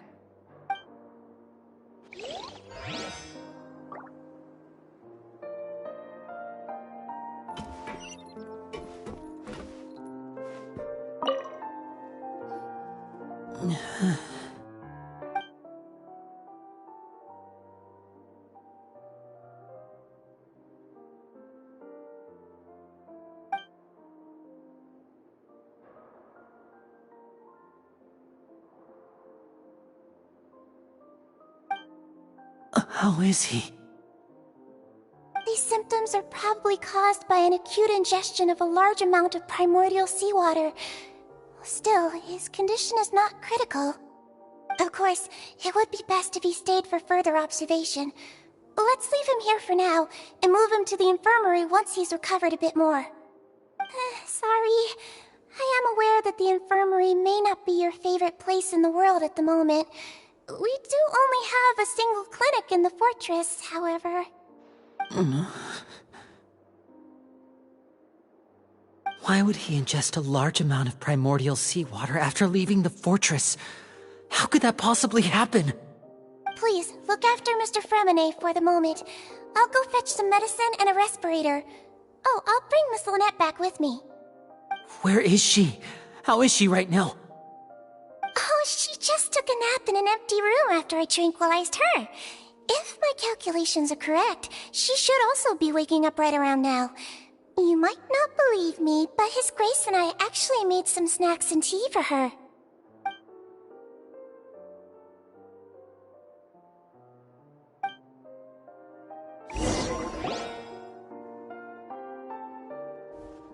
Linny, are you okay?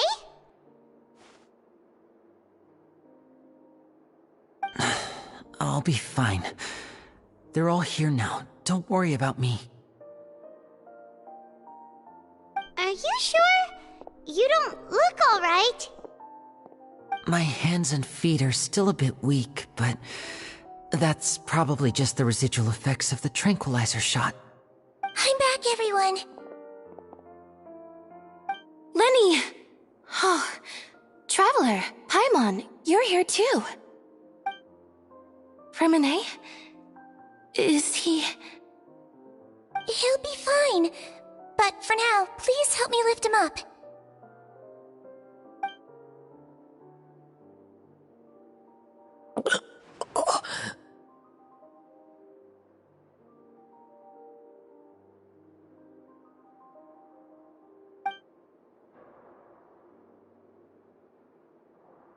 His breathing's beginning to slow down. Give me a hand and help me get him to the infirmary.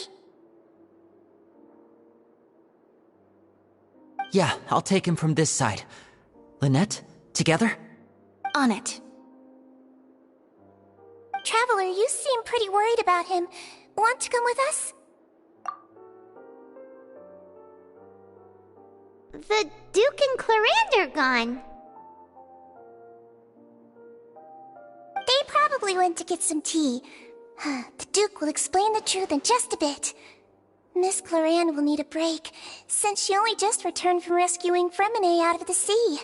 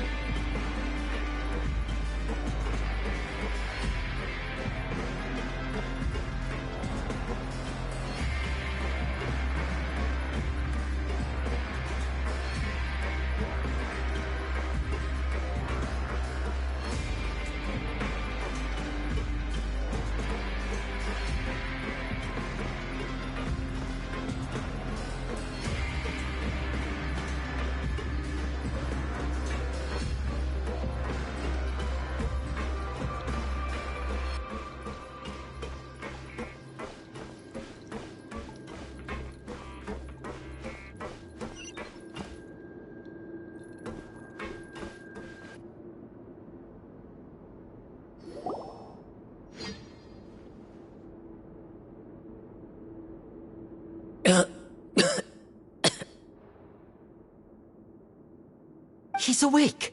Fremine, how do you feel? Linny. Lynette. We're all here. Where am I? The infirmary, at the Fortress of Meropide, Mr. Fremine. And you are no longer in any danger. How do you feel? Don't push yourself if you're not feeling up to it. Traveler. Paimon. It's been so long. The sea. There's something wrong with the seawater. Shh, it's okay. We can talk about it after you've recovered. No, listen to me. This is really serious. There's primordial seawater mixed into the regular seawater. I don't know why it's there, but no one should touch it. Pipes. Right, the pipes. It's all coming back to me now.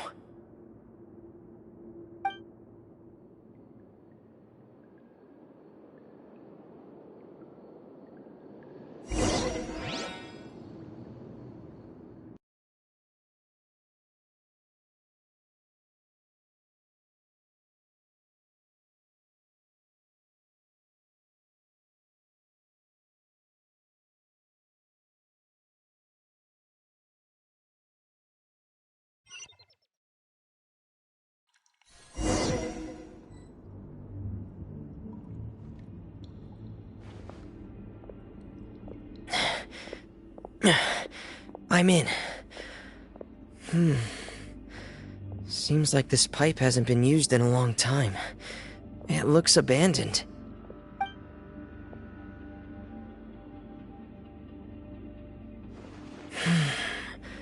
Where could Master Childe be?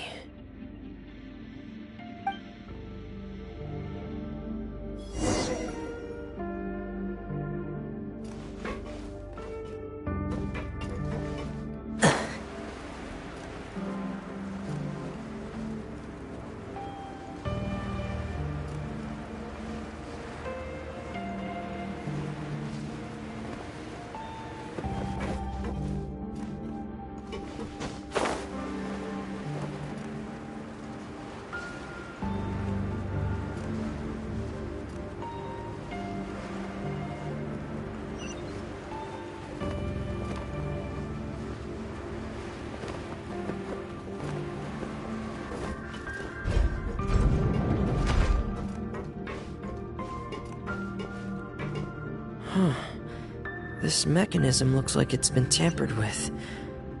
Could he have done it?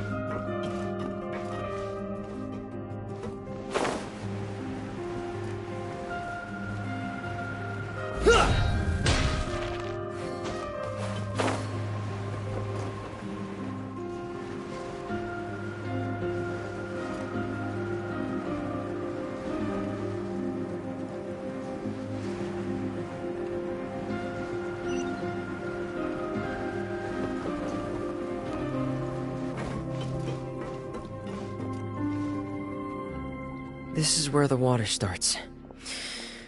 Okay. Master Childe probably dived into the water. I'll go take a look as well.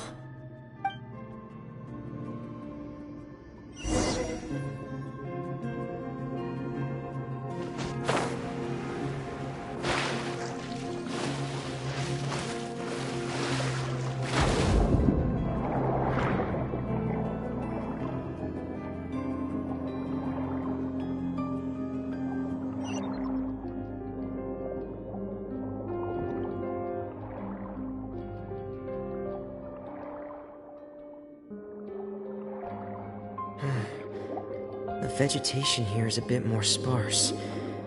These traces aren't natural. A person must have left them, and recently. I should be going in the right direction.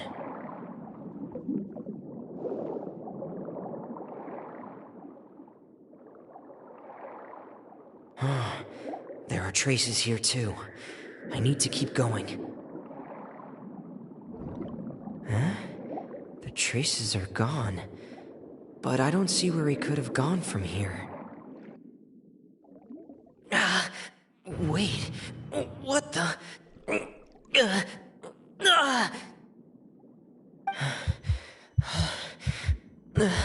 My heart is racing, and it's getting harder and harder to breathe.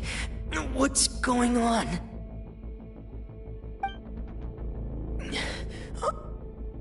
No good. I have to get back. They still don't know anything about what's going on. If I turn back right now, I should still be able to make it.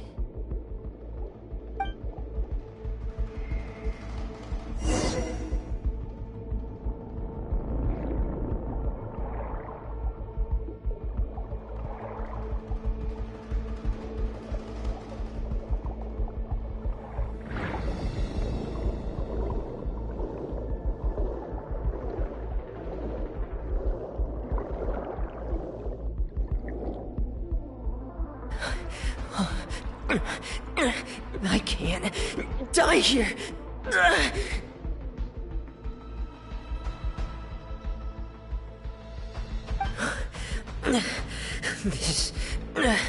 This is bad. I'm feeling worse and worse, and I'm still underwater.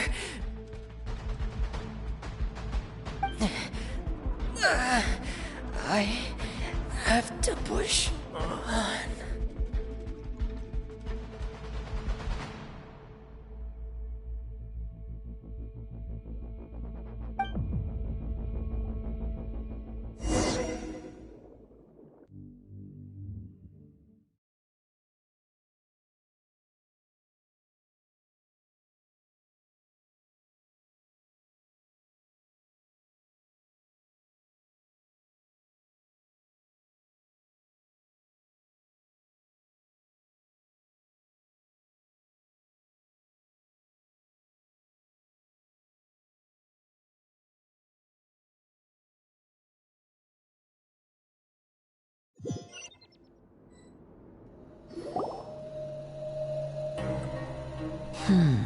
So, in other words, the trail you were following vanished, and you had no idea where Master Childe could have gone, but there was also no obvious place for him to have disappeared to.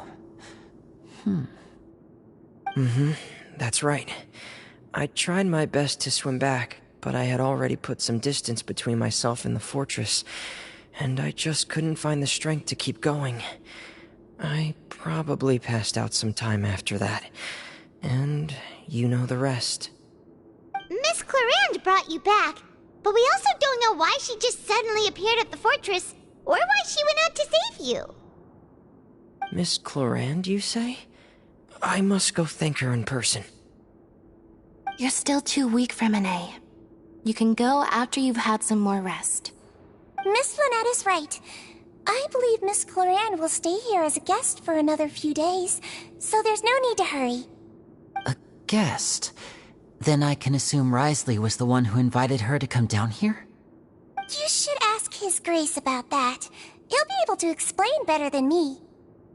Yeah, it's about time he actually told us what's going on.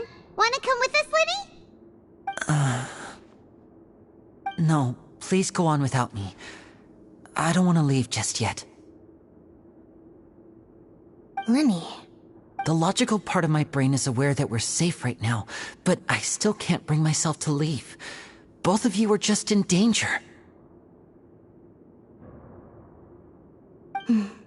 Understood. Then let's just sit together for a while. In that case, I'll leave the infirmary to you.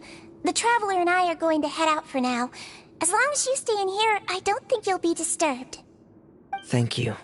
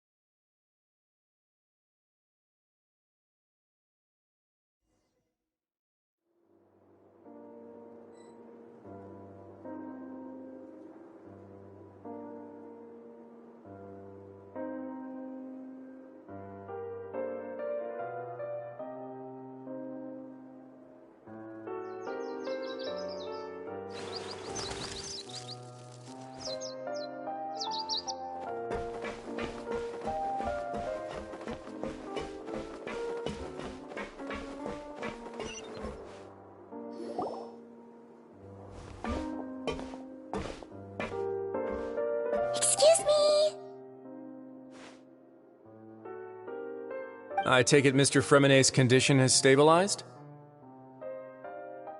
Of course! I wouldn't have left the infirmary otherwise. I've been expecting those two, but might I inquire as to the purpose of your visit, Miss Sigewinne? I wanted to check up on Miss Cloran. How are you feeling? Mostly fine, I think. If you don't mind, I'd like to perform another quick physical exam. It'll just take a few minutes. All right. Thank you for looking out for me. I'll take my leave for now, then. Well, want to explain yourself, Risley? Of course, but I'm not partial to the word choice of explain. How about enlighten? Where should I begin? How about you start by asking me any questions you have? You can start with whichever one you'd like to get answered the most. Then Paimon will begin. Did you know about Lenny's goals from the very beginning? No. I just knew they were Fatui operatives sent to the fortress by the Knave. As for their specific goals, I only figured those out as you made progress on your investigation. You managed to monitor and stay ahead of them even though you didn't know what they were trying to do? They came here with ulterior motives. I'm quite adept at discerning what that kind of behavior signals. Initially, I thought their goal was just to investigate Childe's disappearance. Linny suggested that I had deliberately let him escape, But in truth, I didn't really do anything special to help or hinder him while he was here. Everything he did, from finding helpers to leaving this place, he did on his own. Of course, it's inevitable that the knave would make a big deal out of her fellow Harbinger's unexplained disappearance. I'm also quite curious about where that Harbinger went, so I figured I might as well let the Fatui do their own investigative work. All I care about is the answer. So you were hoping Linny's group would just do your work for you! You make it sound like that's a bad thing. Unfortunately, things didn't go as planned. I assume that Fremine has told you already, the ratio of primordial seawater around the Fortress of Meropide is on the rise. The Forbidden Zone has always been Linny's target, and you got roped into that investigation after running into him. Safety, and also to prevent the fortress from becoming entangled in more irksome matters. Are the rumors true? That you're also a former criminal? Now, why would you put it like that? Isn't staying here all day and serving as the manager of the fortress a kind of sentence unto itself? Another form of prison? I just happen to have some support from the rest of the inmates. That's all. Oh, right! Paimon wanted to ask, who invited Cloran down here? Me, of course.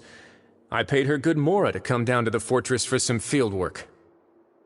As a champion duelist, Miss Cloran could be considered to be an independent party. I needed to find an exceptionally capable person to help me get through the impending crisis. And saving Fremine was part of that crisis? You can think of it like that, yes. Credit where credit is due, that boy is quite adept at diving. That's not something you should be asking after. Neuvillette only asked you to investigate Childe's whereabouts. All I need to prove to you is that the Forbidden Zone had nothing to do with the Harbinger's disappearance. That should be clear now that you've spoken to Fremine. But we've already uncovered that there's something wrong with the infirmary, and we've answered a bunch of questions that you threw at us. Isn't it about time that you answer our last question in return? You make a compelling case. Do you really want to know the answer that badly? Yeah, Paimon really wants to know. Even if the truth may not be pleasant? Follow me.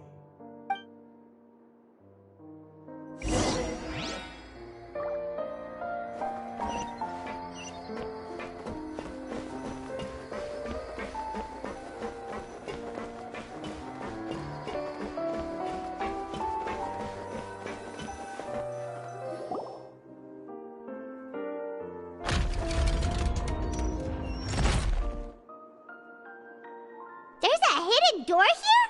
And a whole basement behind it? Huh. You're pretty good at hiding stuff, Wriothesley. It seems you've forgotten just what kind of place the Fortress of Meropide is.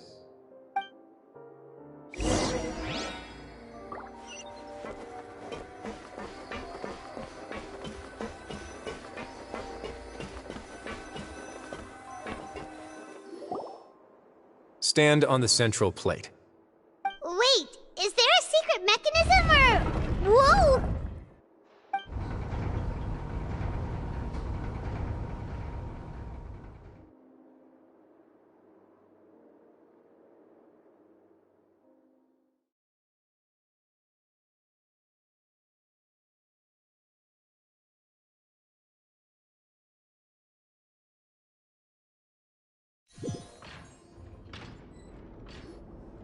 So, this is the Forbidden Zone? Honestly, for a place so well hidden, Paimon sure doesn't see anything special. What a huge door! There are 3 such isolation gates in total. Generally speaking, I'm the only one who's allowed to go inside. Hence the name Forbidden Zone. Am I correct to assume you're going to run on back and tell your little Fatui friends everything? Well, Paimon wasn't thinking of keeping anything from them. Well, I'd advise you wait until you've seen the whole truth of this place for yourself before deciding whether or not to tell them.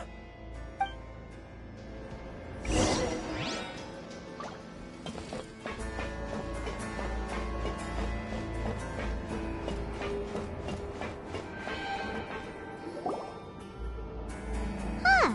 So there's a switch on the side. Stand back.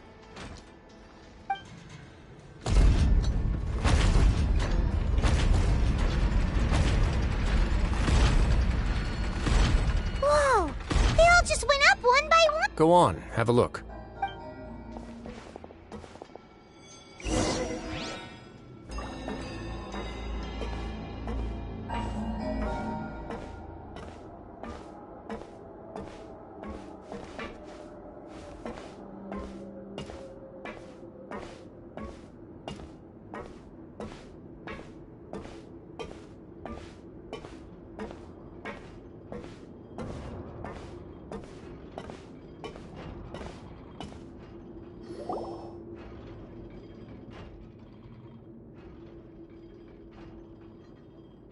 I've been interested in what lies beyond that gate ever since I assumed leadership of the Fortress of Meropide. Of course, it would be unwise to recklessly open it, but it'd also be risky and negligent to simply ignore any potential danger that could be behind it. The readings on that dashboard have not budged since the day when I first laid eyes on this place. But over the past year, the needle has crept upwards from its original position, likely because some parameter it's been tracking has changed, if only infinitesimally. Normally I would have ignored it, but I happened to have some free time when I noticed it, so I investigated. Very reasonable guesses. I've considered both of those as well. Unfortunately, our dashboard is tracking something less ordinary. The temperature should vary with weather and climate changes, so for something that rarely shifts, the water pressure is more likely. We ran a few tests to increase the pressure from the outside, but the readings didn't change at all. Later on, a few more possibilities occurred to me, such as a potential connection with the primordial sea. I began to make a few preparations based on that hypothesis. Over the past few days, the needle has moved again. With that, and the symptoms that Fremine displayed after leaving the fortress, I can now confidently conclude that the readings represent the concentration of primordial seawater in the seawater nearby. The concentration of primordial seawater? But we're already under the sea! And that is precisely the problem. We're at the bottom of the sea, and now we're surrounded by toxic seawater. Somehow, primordial seawater got mixed in, and the concentration is steadily rising. Yes, that's very likely. But forget about the two of us! Not even Neuvillette knows where the primordial sea could be, much less where we could find and plug a leak. Oh. Oh! Seems like you've figured it out. I believe the primordial sea lies directly beneath this sluice gate. For some reason, the primordial seawater levels have risen significantly, and it's now very close to us. The indicators are now red. Although the gate still stands, some primordial seawater has already leaked out and mixed into the sea around us. If this continues, soon it will no longer be able to hold back the primordial sea at all. Yeah, you know what the legends say. If this place falls, then everyone in Fontaine will be turned into puddles in the span of a night. But that's just too weird! Why would the Fortress of Meropide be built right above a sluice gate for the primordial sea? Who built this place anyway? Your expression tells me you think this might be part of a vast, complicated conspiracy. To be honest, you might find the actual answer may be exceedingly boring. It's just that the secret of the Forbidden Zone had been long forgotten by the nation before I rediscovered it with my research. There's no single founder of the Fortress of Meropide in any traditional sense. What we know about its history has been left to us by the people who used to live here. When the previous Hydro Archon Egeria ruled the land, all convicted criminals from Fontaine were exiled. The people drove the criminals away like a wolf pack chasing away the banished. The criminals received no sympathy of any kind from the people. They were exiled to the desolate seaside, where they experienced only pain, struggle, and the bone-chilling cold. Some of them began to repent, and prayed to the Hydro Archon, asking if there was still anything they could do. The Hydro Archon took pity on them, and said, "You may go guard my secret, deep underneath the waves." And so, leaning on the power of the Hydro Archon, they gathered underneath the sea and began to build a fortress. They became a community down there in the deeps, and over the years helped it to grow. As the number of exiles increased, more and more people joined the community. When the first group of exiles died, they left the yet unfinished fortress to their successors. The Hydro Archon continued to lend her support, allowing the fortress and what it stood for to continue growing ever larger. Before long, this dark underwater fortress became the sinner's only home. And with that, the people here stopped referring to the fortress as a prison. They saw themselves as repenting sinners who would regain their freedom once they had sufficiently redeemed themselves. But as time went on, people also realized that the fortress was a lonely place. Once they had gotten used to life here, they could no longer feel comfortable living in the overworld. Once they had finished serving their sentences, some people left and some others chose to stay. They'd find some idle position and let their withered souls fade away with the ancient secrets of the past.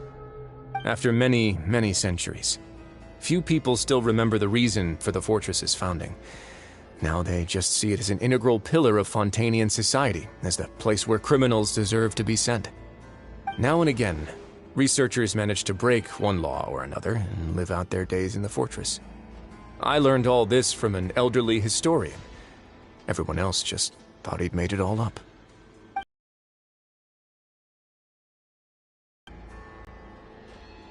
Indeed. It's just as the prophecy says.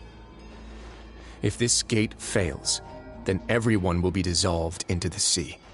To be frank, not really. But sadly, that hasn't stopped this prophecy from proving all too accurate. Prophecies are troublesome things. Let's go somewhere else. I want to show you something.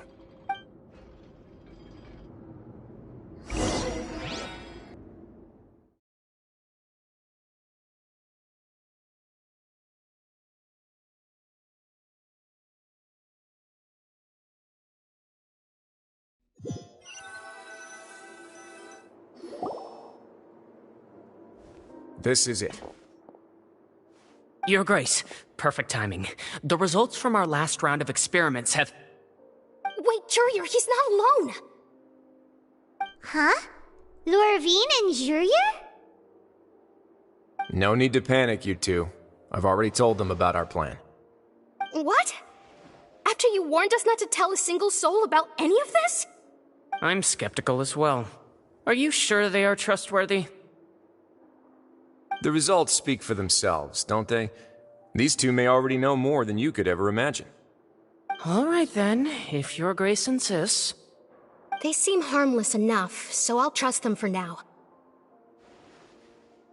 Well, how about some reintroductions? This is Jurier, one of the highest-ranked researchers from the Fontaine Research Institute. He used to work under Edwin. I trust that you've heard of Edwin? He's the one who blew the whole institute sky high. Everyone knew he was a bit crooked in the head, but you're not local, so I guess it's possible for you not to have heard of him. Edwin's main areas of research were archeum and gravimeters. As his assistant, Jurier is quite familiar with them as well. I hired him to be my technical consultant. You want to blow up the Fortress of Meropide? Ah, what a lovely idea. I'm already imagining it in my head. Gotta admit, I'm tempted as well. Guys, focus! Focus! That taskmaster over there is Miss Lorvine, and is also one of my technical consultants. While Jurier used to be Edwin's assistant, she used to be Jurier's assistant. Ooh, are they together? See, everyone keeps asking this question. Are you too sure you're not a couple and just using your work as a convenient cover? Your Grace, I am not in a relationship with this man. If I dated her, I'd officially be madder than Edwin. Jeez, forget I said anything then. Follow me. Whoa, there's another door that goes right up. Your constant amazement makes it seem like the fortress can do anything.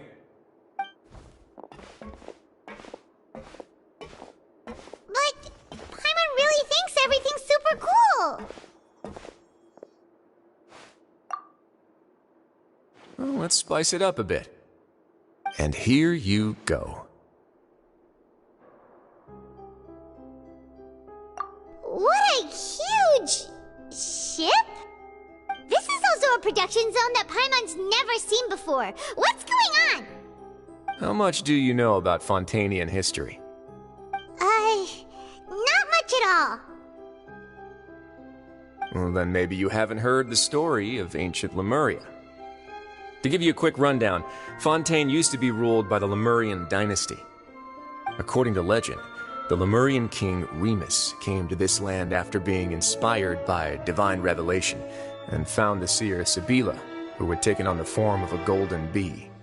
Taking the golden bee with him and riding on a huge ship, the Fortuna, he created his nation above the surging waves. He called his nation Lemuria and used the Fortuna to incessantly search for new tribes and islands, calling on them to join his empire. There's a ship in this story too? Where there's water, there'll be ships. People believe that hope can always be found at the end of a voyage. Do you believe that too? To a point, I think. As you've already seen, I have a whole factory's worth of labor, materials, and technology at my disposal. Certainly can't hurt to give it a try. So the moment I began to speculate that the primordial sea might lie underneath the gate, I also began this project. Were you inspired by the legendary Fortuna? Maybe. Fontainians need something to hold on to cope with the impending disaster.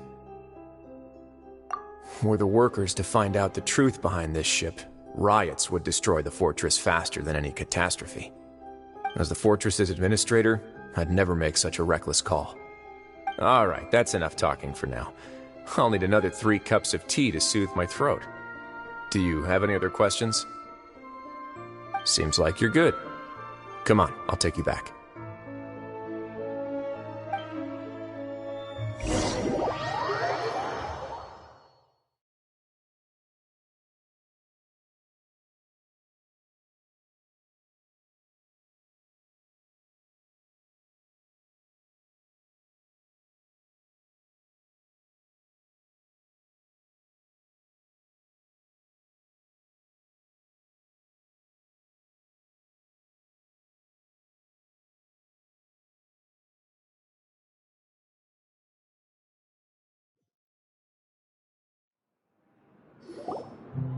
I'll leave you here for now. Oh, thank you so much. No worries. But don't forget, it's up to you whether or not you want to share what you just saw. What you do from here on out will likely affect those 3 as well.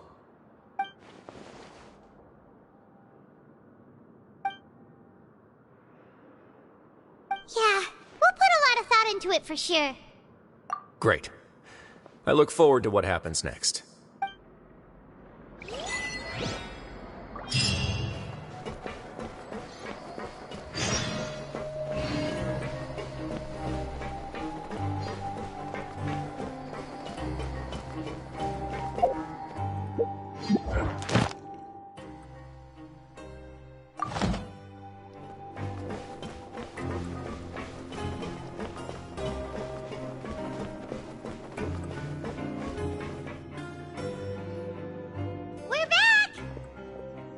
Welcome back. Do you want a cup of tea? How can you be so much like Risley, always drinking tea? Huh.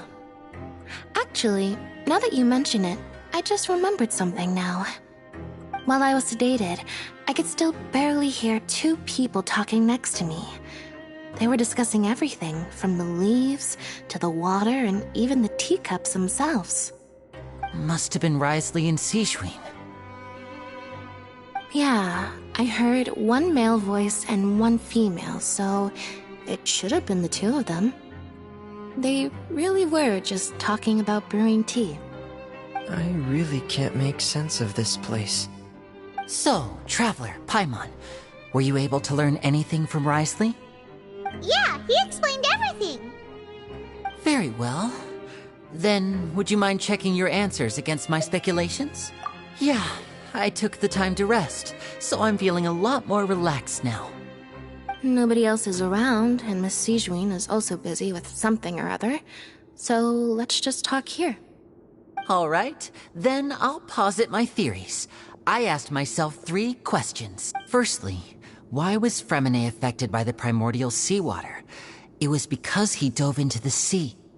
My theory is, the long-lost primordial sea is probably very close to the Fortress of Meropide.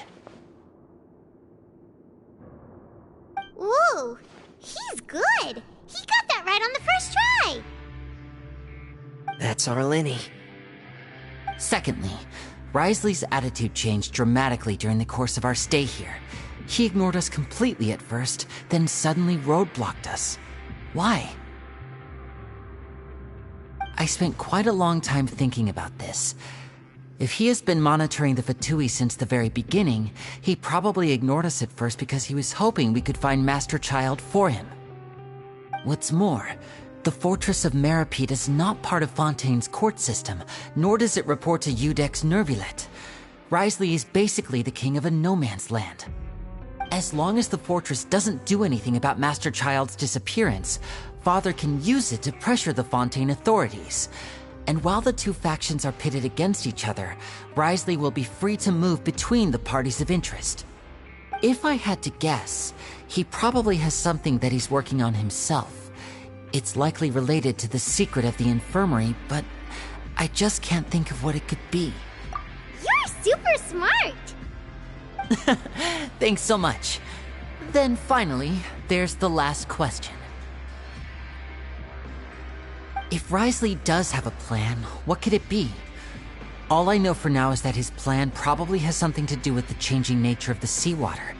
He's even gotten Cloran to help him out. That can't be the full extent of what he's doing. There's probably a secret passageway behind the block in the infirmary, and there's something big in the fortress that most people here never get to see. He has a bargaining chip, and it could be important enough for Father to deal with him directly. I don't have enough information, so I have no idea what his chip might be. But let me guess. You have the last piece of the puzzle.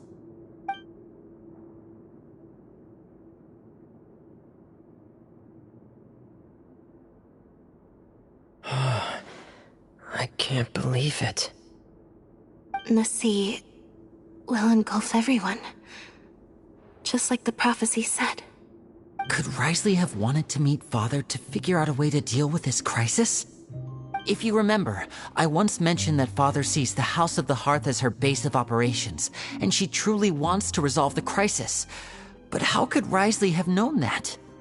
Or perhaps he didn't know, and just wanted to bring Father over to his side? Which could be why he said he just wanted to negotiate. Yeah, that makes sense to me. I understand your concerns as well, Traveler. I'll figure out a way to pass this on to our father. No matter what, we're on your side.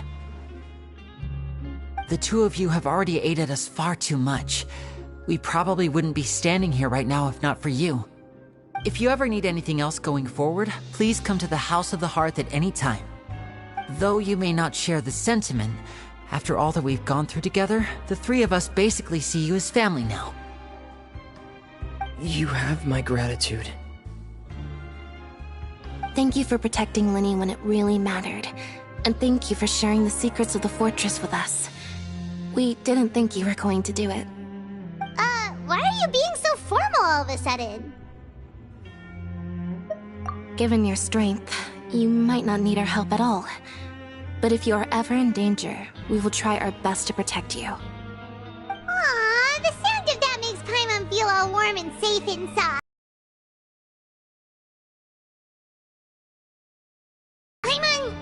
Paimon's hungry. Oh, you've done so much already. Go get some food. Alright, then we'll catch you guys another time.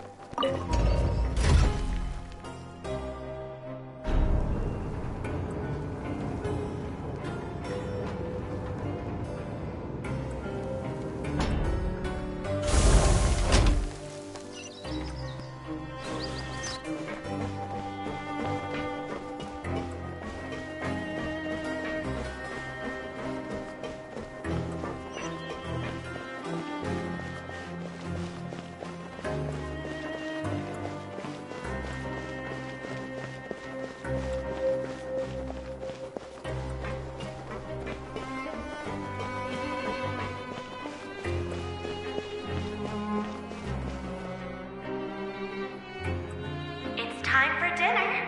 Welfare meals now being served in the coupon cafeteria. Come on, let's go pick up ours as well. Traveler and Paimon, over here. Are you here for dinner too, Miss Sijween? And I'm taking the opportunity to prepare Miss Cloran's dinner as well. Huh. You're right. She's actually sitting in the Fortress cafeteria.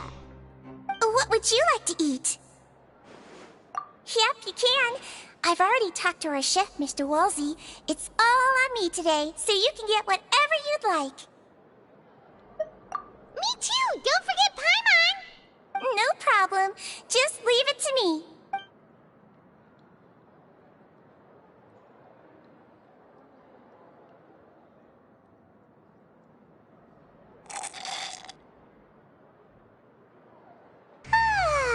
So delicious. Is this how it feels to be freeloaders? Feeling full yet? How's delicious? I'm so glad to see you all so happy. Oh, see, the expression on your face just now? The muscle here just moved, which suggests that you're feeling quite relaxed at the moment.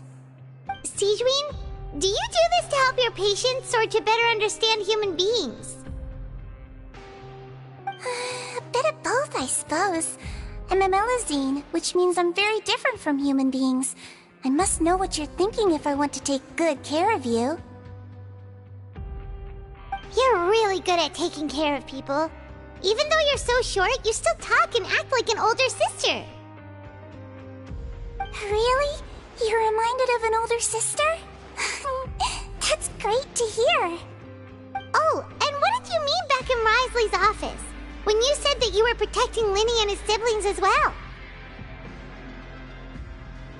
Oh, that. I just asked His Grace to look out for those children, especially that diver boy. I was getting a bit worried after hearing that something was wrong with the water. Thankfully, Clorand is very strong and managed to save him in the nick of time. His Grace also sealed the pipes after Clorand left, to make sure that Linny wouldn't impulsively chase after his brother. Although the path was blocked, we still stationed some guards there to stop anyone from approaching. They were instructed to only open the door once Miss Clorand had returned. Oh, and I was keeping an eye on Mr. Linny as well. We had to press him, but we couldn't allow him to be in any real danger. You were all super considerate and really thought everything through. It's just what we do down here at the fortress. At least this has been His Grace's style for as long as he's been the leader. Oh, I really wish Monsieur Nervula would come down here more often too. I feel like he'd like it here, with all the darkness and chaos.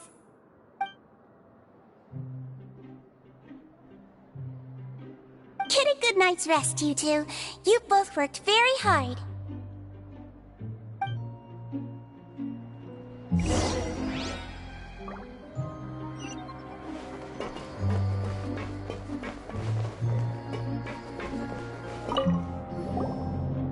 Clorand!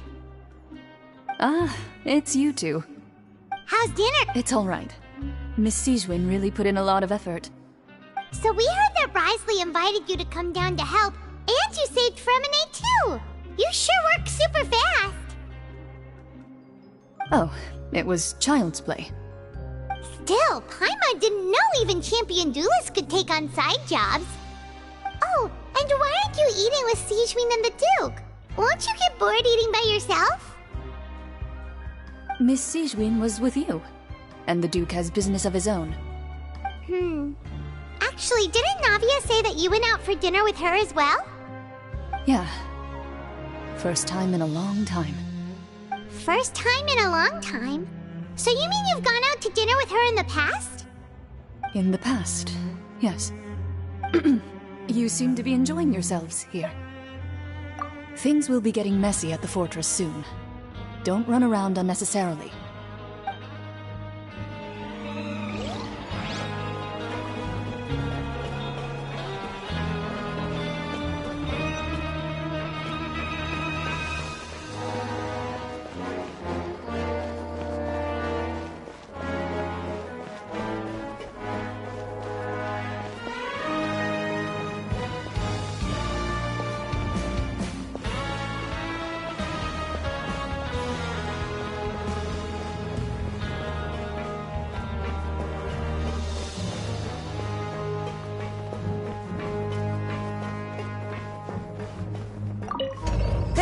escape!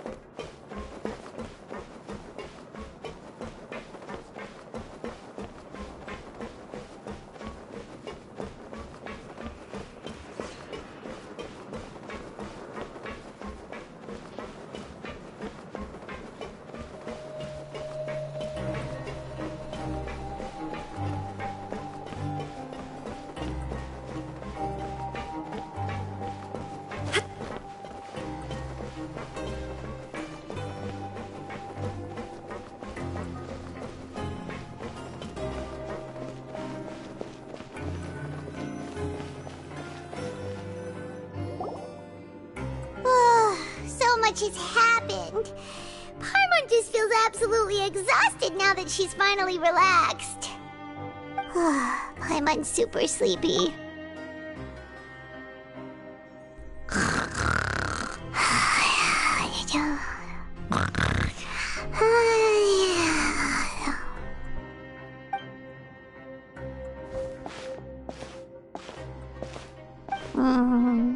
Delicious.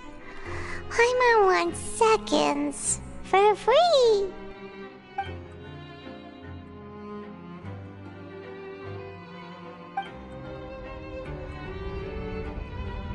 Out of my way! Get out of my way! What happened? Why is everyone running? No idea, but something must have happened. Stop asking!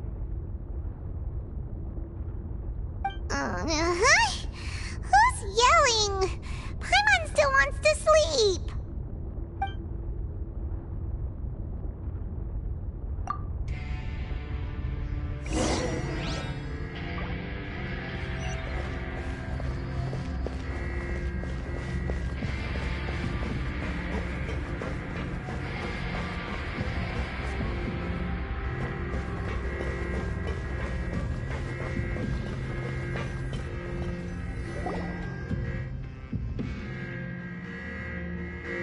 What happened?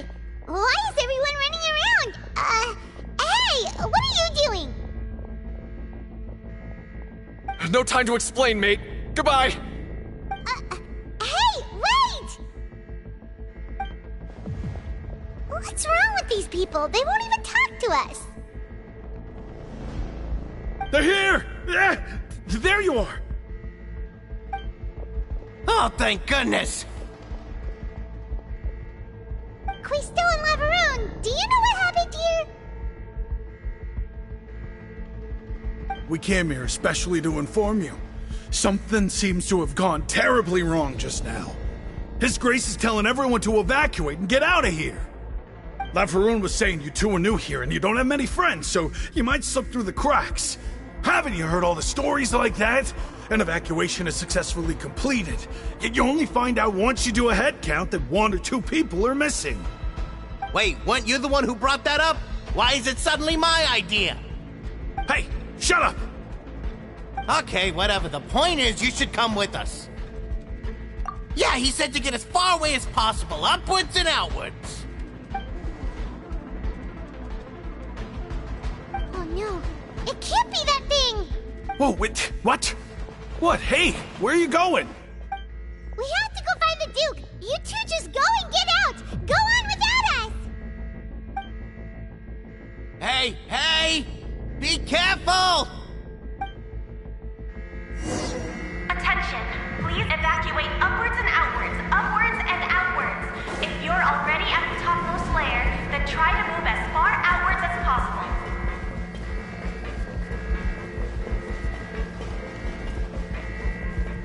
Attention! Please evacuate upwards and outwards, upwards and outwards. If you're already at the topmost layer, then try to move as far outwards as possible.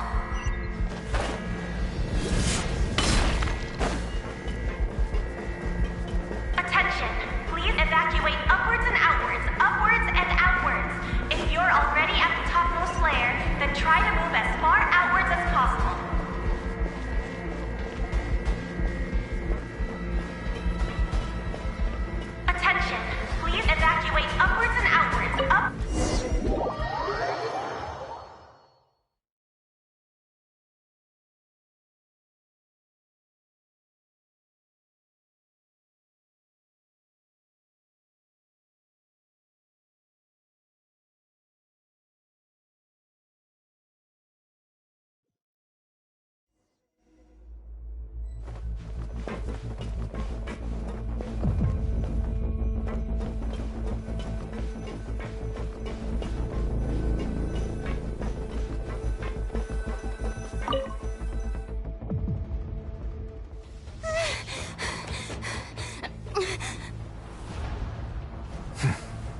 They're here. Just like I said. What happened? Huh.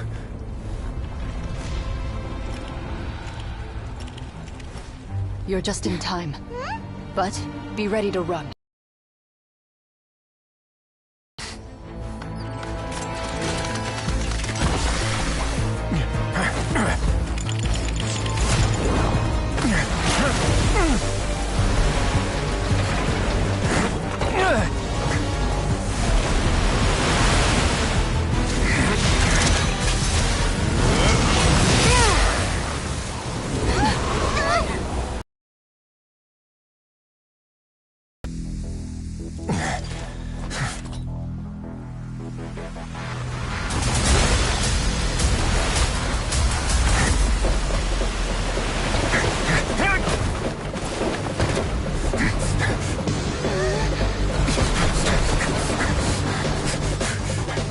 Three, 2, 1.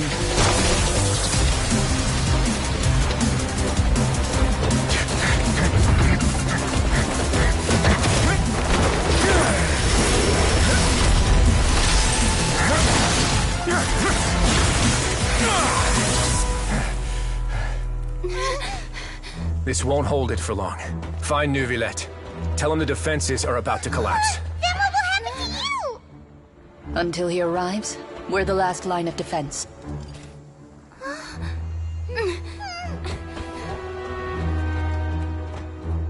The gate. How long do you think it'll hold? That depends on us.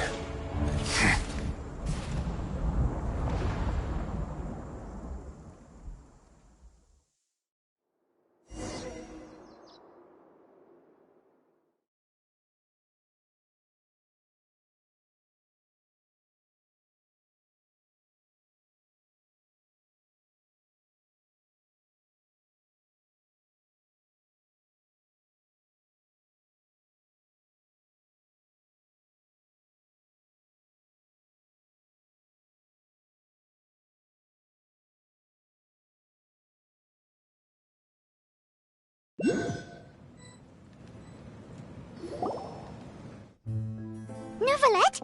Why are you here? Traveler, I need you to head to the Opera House immediately. Farina will soon be meeting with the knave there. You must protect Farina, and make sure she doesn't spend too much time alone with her. Will do. You have my sincerest gratitude.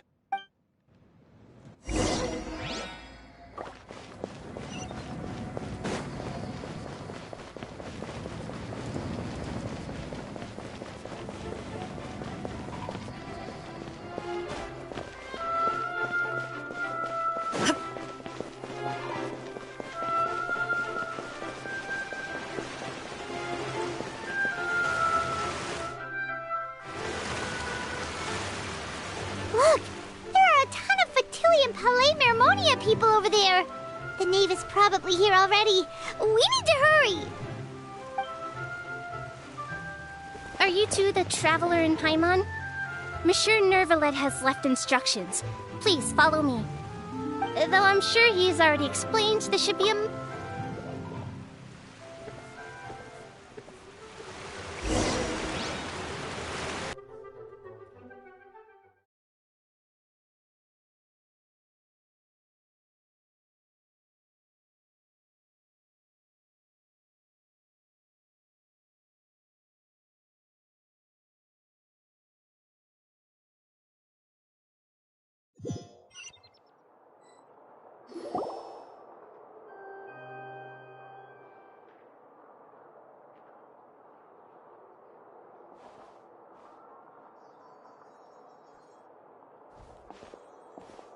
Oh, so you two are the honored guests Miss Farina mentioned. Of course, of course! How could they not attend a meeting such as this? I must always have 2 or more guests at my dessert table. Otherwise, the occasion would be too lonely and unbecoming of my station. It is my pleasure to make your acquaintance, traveler. I have heard much of your accomplishments. I am the Knave, one of the 11 Fatui Harbingers.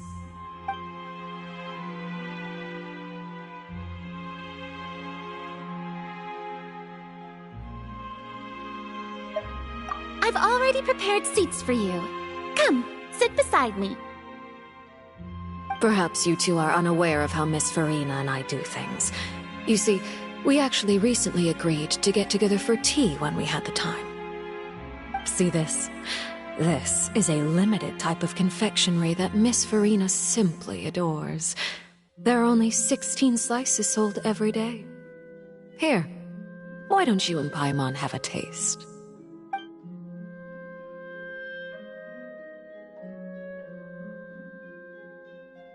Traveler, what do you think of this cake?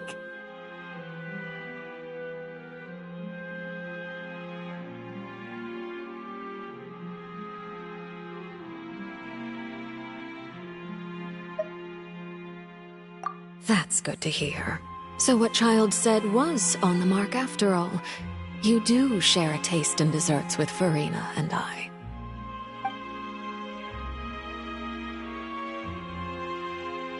I wonder how he's doing nowadays. You must have heard, right? He's suddenly gone missing. I'm really worried about his safety, you know. Here's to hoping that he's an excellent swimmer.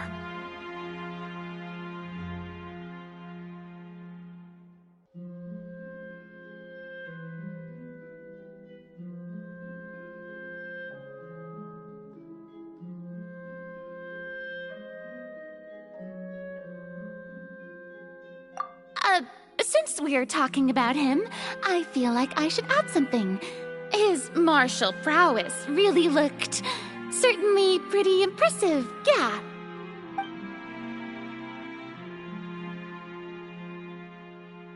Oh, so you're also familiar with his aptitude for fighting, Miss Farina. Oh, right. I almost forgot. Childe was subdued by Iudex Neuvillette right in front of you. Against ordinary people, my colleague would never be on the back foot. But alas, he just never imagined he'd run into such a person. I must express my admiration for Monsieur Neuvillette.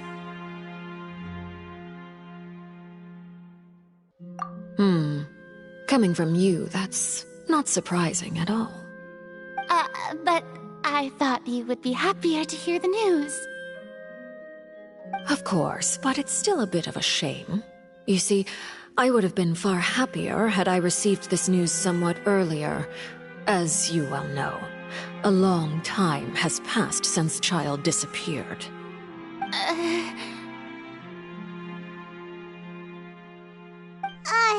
Well, in any case, there's no need to worry. We know for sure that Childe is still alive. Oh, and just how do you know that? Because we found evidence that proved he left the Fortress of Meropide. And where did he go after leaving the fortress? Well...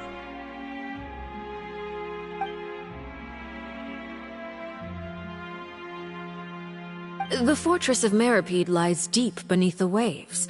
Unless he pranced right out of the main gate, he must have had to swim for it. Do you have any proof that he surfaced safely? Ah, that is good news at least. His sister Tonya sent a letter to Fontaine not too long ago. Since he was unfortunately unavailable, I picked it up on his behalf. Do you have any idea how he usually writes back to his family?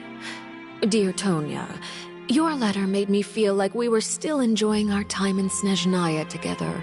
I'm currently admiring the scenery on the streets in front of the Opera House. Is it something like that?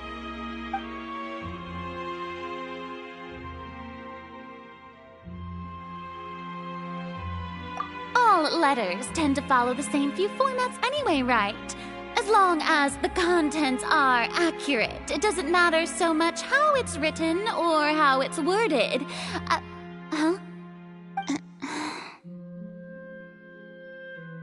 Hold on. The water in the teacup is shaking.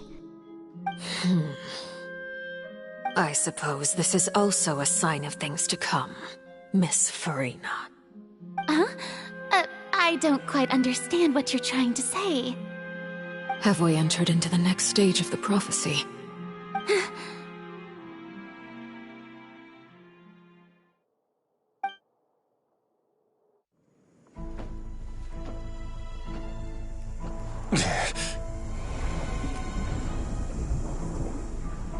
My thanks to you both. I will take it from here.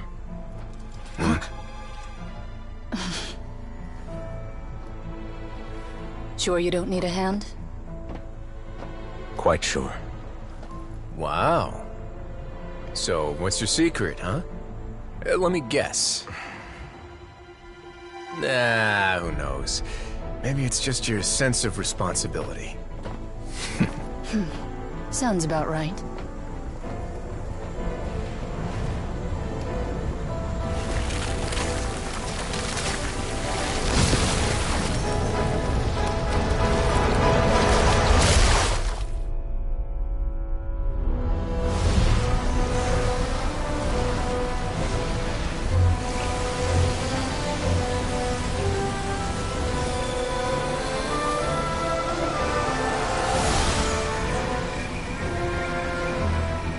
Day may come when the prophecy is fulfilled, and the waters burst forth. But it is not this day! This ancient power could easily obliterate an entire race. A tsunami of fury would unleash endless catastrophe.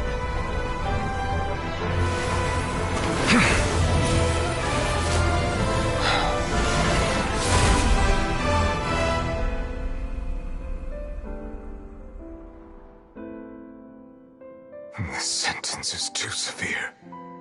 Forgive me for overruling it.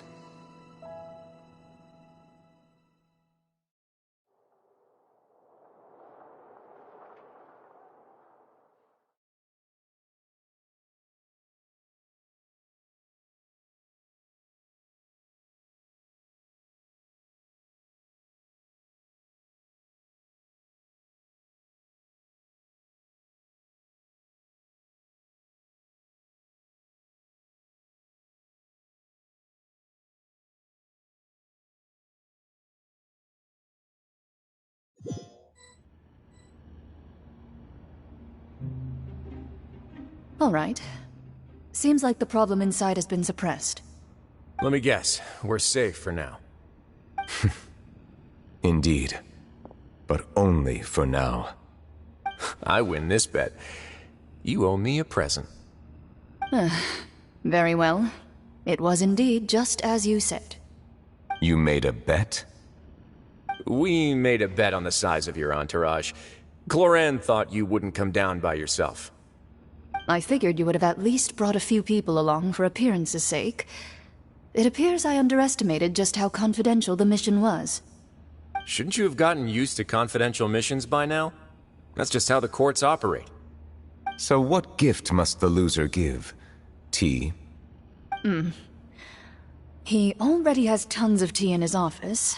I'm thinking about a set of legal codices. That wouldn't happen to be a dig at my lack of legal awareness, would it? Well, I'm sure His Grace doesn't consider the fortress to be outside the law. I was under the impression the residents of a place like this would be uninterested in the legal codices. That was obviously a joke. Anyway, you've still got some unfinished business to attend to in the overworld, correct? No need to stay here if you have a pressing matter. We all know you can't leave Palais Mermonia for long. Thank you. I hope everything went smoothly with the Fatui Harbinger.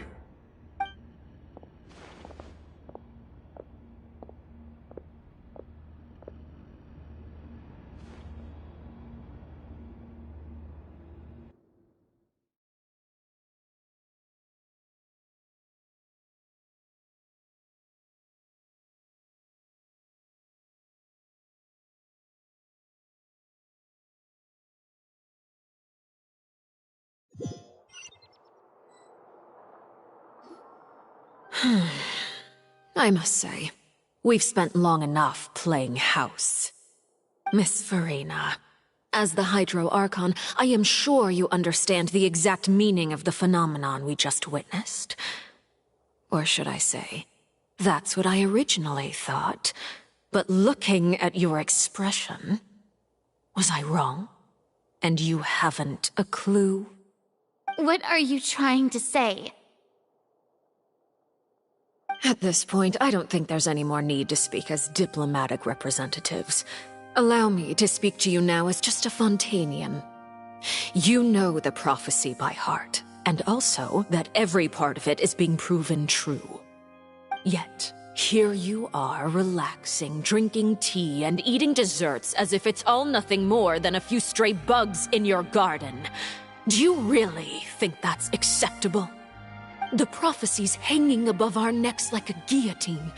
Every faction is looking for a way to either avert the disaster or save their own. Even the orphans of the House of the Hearth have devoted everything to saving their homeland. But you? It beggars belief just how nonchalant and carefree you have been. From the very beginning, you, the god Focalor, you have utterly failed to take action. You're wrong.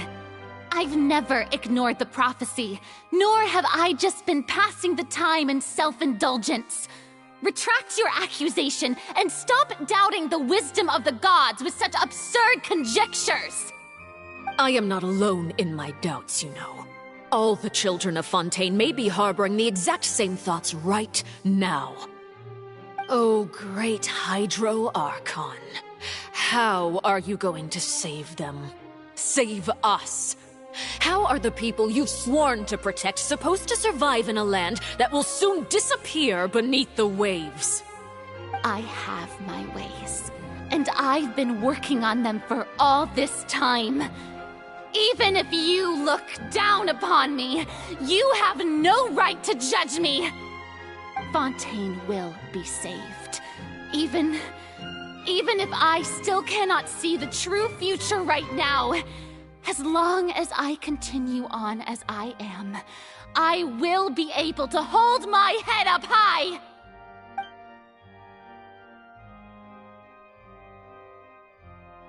Then I ask you, Miss Farina, just what have you been working on? Where can we see it, and what is it doing to help?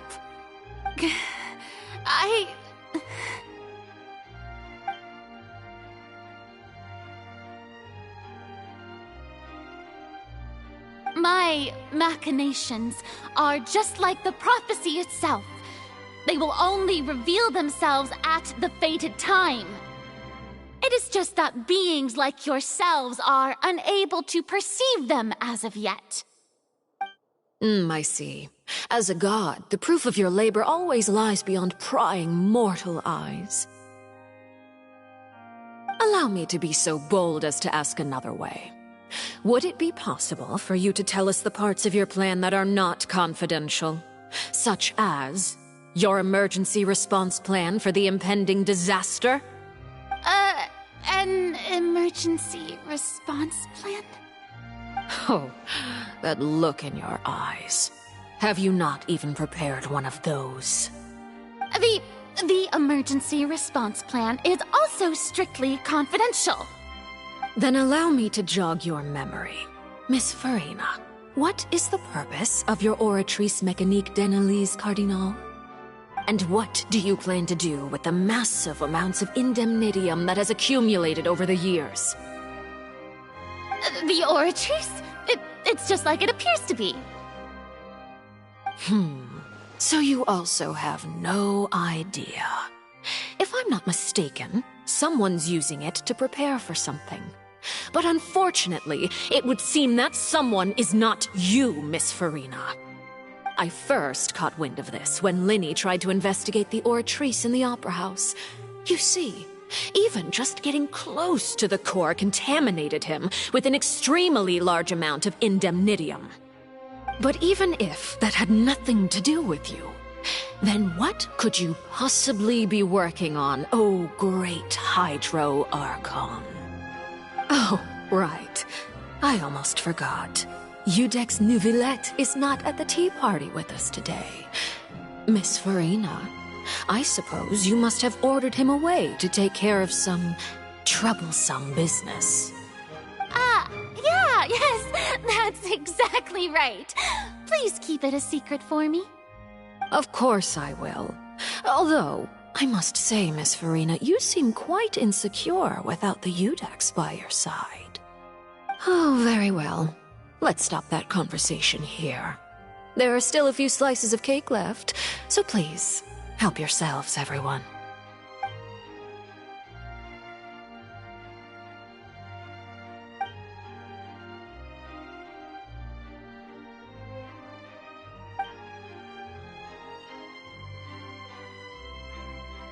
Traveler, I heard that you were recently commissioned to handle a few matters on behalf of the Udex. Why don't you take an extra slice of cake? Those who work hard deserve gratitude and praise. You too, Paimon. Thank you. Paimon will take you up on that offer.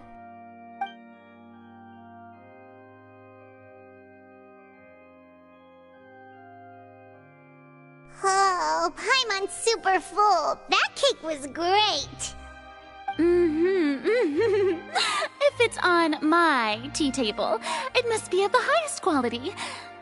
Yes, and we must thank the knave for bringing these over as well. You're welcome. I'm sure the cake also felt greatly honored to be featured at Miss Farina's table. And I was merely catering to Miss Farina's tastes, seeking a chance to chat over tea. It is getting late. Why don't we call it a day? There are still a few matters that I need to take care of, so I must take my leave now. Very well. We'll end it here. Mind seeing me off, Traveler? We could use the opportunity to discuss Childe before I must be on my way. Paimon's coming too!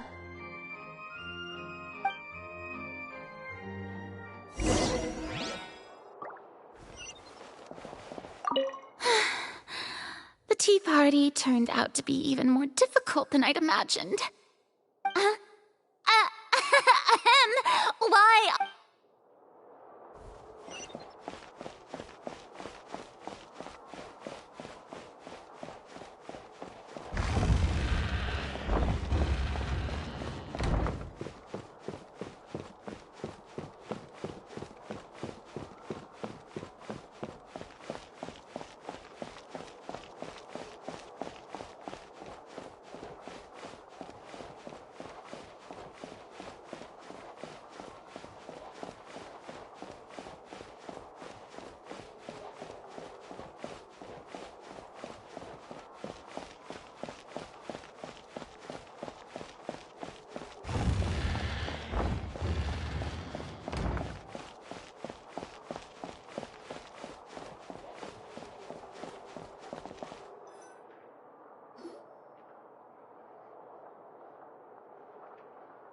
I'm glad that you were willing to come with me.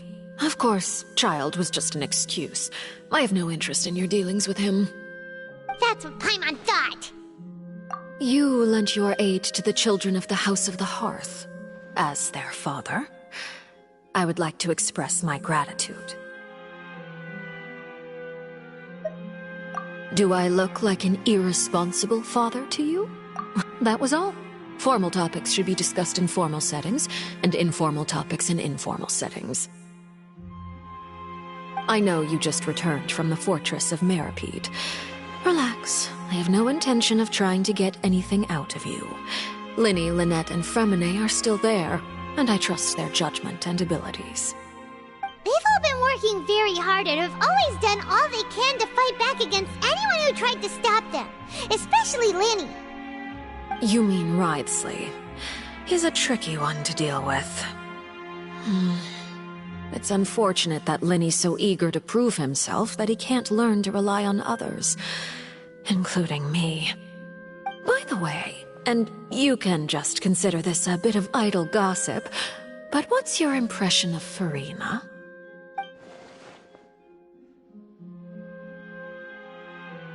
You are outside of our disputes, and the freest person in all of Fontaine, able to move around most easily.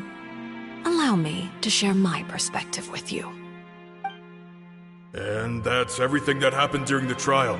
Master Childe was declared guilty and immediately transported to the Fortress of Meropide. Didn't he say he was coming here on vacation? Does he not feel an ounce of shame for all the trouble he has caused?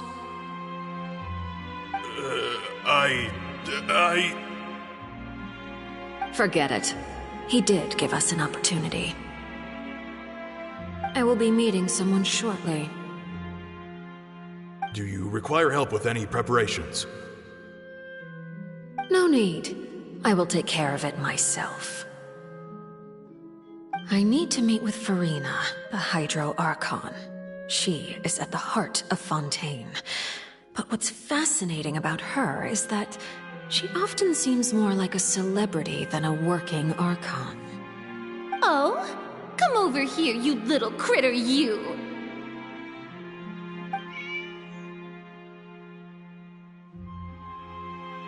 You dare to run from me? Stop right this instant! My goal is just to discover the location of the Gnosis. But I didn't expect the chance to approach Farina to be handed to me on a silver platter. This is so easy, it's actually making me a bit suspicious. Anything left unguarded is usually just bait. But no one will blame someone for taking the bait. After all, from the moment it was attached to the hook, the bait is meant to be sacrificed. It's just as I guessed in the second before I struck. The Hydronosis is not currently held by the Archon. In fact, this Archon doesn't seem like a god at all. And I sense that she's under some kind of curse. Who are you? And what are you trying to do? Please don't kill me! I'm begging you, please! The fear in her pupils is genuine.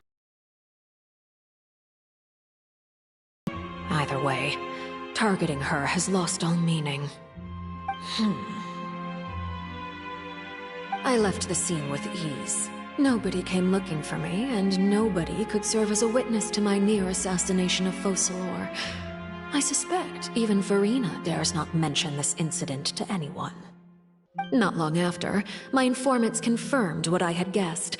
After returning to her quarters, Farina quietly cried alone. She was so scared that she could not sleep that night, nor could she even bring herself to eat her cake. There's no doubt that there's something wrong with her. I began to entertain the possibility that she is not the true Hydro Archon. Perhaps Iudex Neuvillette is actually the genuine article. I have to find the Gnosis. If the Neuvillette hypothesis is correct, he is probably in possession of it. Alternatively, it might have been hidden in a place that's hard for ordinary people to access. Yes, Father. My dear children, please speak. News from the Fortress of Meropide. Master Childe has gone missing. On top of that, the contacts and guards we bribed at the fortress have all gone quiet as well. Probably the handiwork of that Ridesley. I'm afraid so. This is a good opportunity. The value of a Harbinger is much higher than most would imagine. We now have an excuse to exert diplomatic pressure on the Fontaine authorities. Set up a meeting for me. I would like to meet the Hydro Archon and Iudex Neuvillette. Oh, and I have an additional mission for you three. Yes, Father. Tartaglia's disappearance was not a part of my plan, but I can use it to make a breakthrough. With this as my excuse, I can ask for an official audience and continue my investigation of Farina and Iudex Neuvillette. The initiative belongs to the House of the Hearth. My wish to investigate the Fortress of Meropide will be a front. Linny and his group will be responsible for the actual intelligence gathering.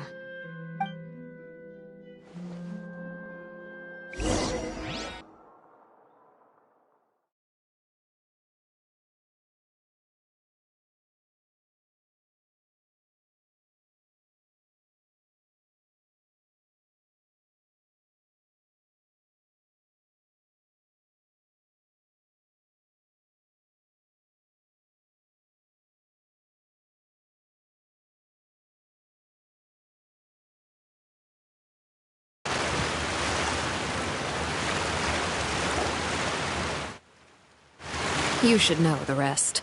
Lenny's group is quite close to you, so they wouldn't have hidden anything from you. You attacked the Hydro Archon? It wouldn't mean anything, even if you shouted it from the rooftops. After all, even Farina herself is still pretending that nothing of that sort ever happened. Alright then. I've now had 2 chances to enjoy tea with Farina. I have to say, the leadership of Fontaine is even more inscrutable than I had imagined. I once surmised that Iudex Neuvillette must be the Hydro Archon, but now, that doesn't seem right to me either. I am a servant of Her Majesty the Tsaritsa. Over my years of service, I've learned how a real Archon conducts and carries themselves. Whether Iudex Neuvillette or Farina, neither fits the bill. It's hard to imagine either of them as the Archon. Of course, that is all just how I feel. Gut feelings often do not require justification. It is, however, quite amusing to me that after all my years working in intelligence gathering, I've come to realize I am at a complete loss regarding the identity of the god of the land of my birth. Don't you think Fontaine is quite intriguing? A catastrophe looms, yet many secrets have yet to rise to the surface. It looks like Fontainians will have no choice but to save themselves. Ultimately, though, one must survive in order to do anything else. Should the need arise, I would be happy to cooperate with you. You don't need to commit to anything right now, of course. I have a feeling that the situation will continue to evolve, and as your name is often connected with noble deeds, I'm sure we will work together someday. He certainly returned quickly. You must want to catch up with each other, so I'll leave you to him.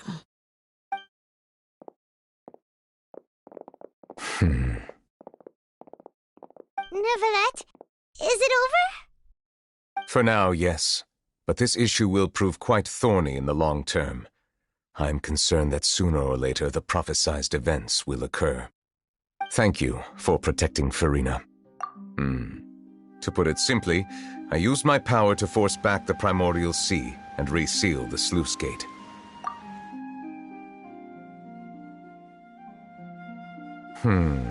So as expected, the knave has turned up the pressure on Farina. She's trying to feel her out, though I'm still unsure as to her motives.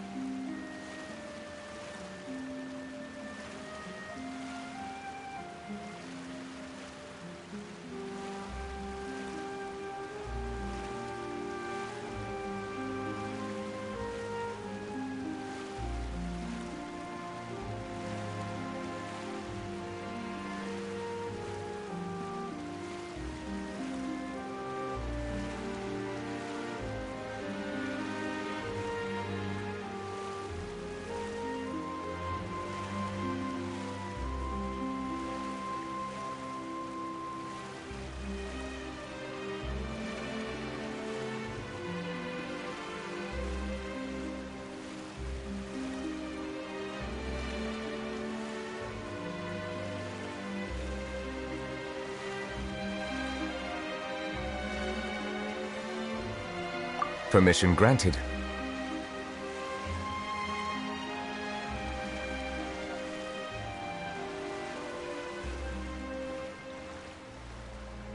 Whoa. It can't be that you're the real Hydro Archon, right? But that's just a speculation on our part, though. You can't tell us? Then that's okay. We can talk about something else. We won't try to force you. You guys in Fontaine are super strange. If by the phrase, you guys, you are referring to Farina and I, then although I'm not sure just what you are trying to imply, I must clarify that I do not share her positions on a multitude of topics. I believe so. The fortress has a long and complex history. It has seen much grief and suffering. And now, another catastrophe will soon be upon us. I mourn this turn of events. Huh? Why is it raining all of a sudden?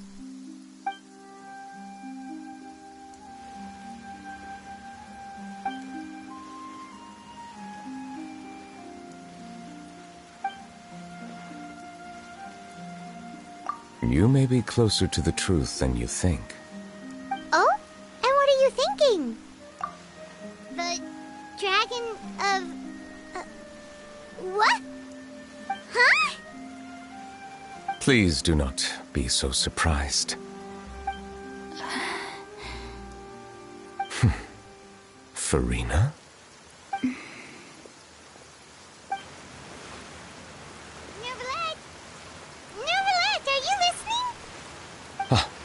My apologies. We were just guessing randomly. We didn't guess right, did we? You're not actually the dragon sovereign of water, right? Well, if you don't want to confirm or deny... You guessed correctly. I sincerely hope you'll be able to keep this a secret for me. Right, of course. We'll definitely help you keep it a secret. There's still something Paimon wants to ask you, though. Please, go ahead. Well, if you are the dragon sovereign of water, and you were able to force back the primordial sea from the fortress, then since Fontaine's prophecy is all about seawater, couldn't you just use your power to solve the crisis? None of the currently living dragon sovereigns in the world, myself included, possess our full dragonhood. They say that when the first usurper arrived on Tivat, they seized a part of the dragon's power. Today, that stolen power is the basis of the Archon's authorities. There are 7 elemental Archons and 7 matching dragon sovereigns. The dragon sovereign of water who lived through that era perished a long time ago.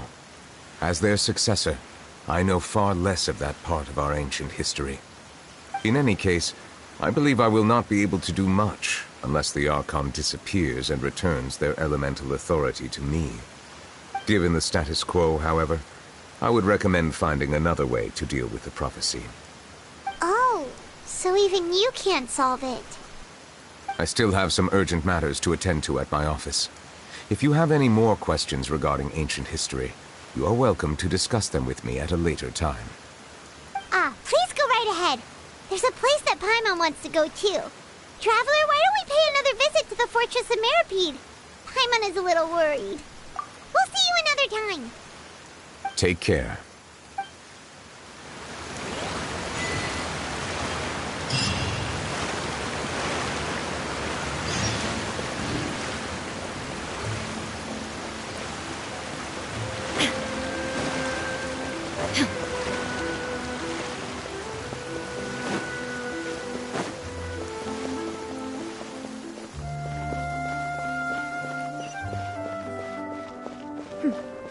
Clear skies can do nothing to hide the brilliance of lightning.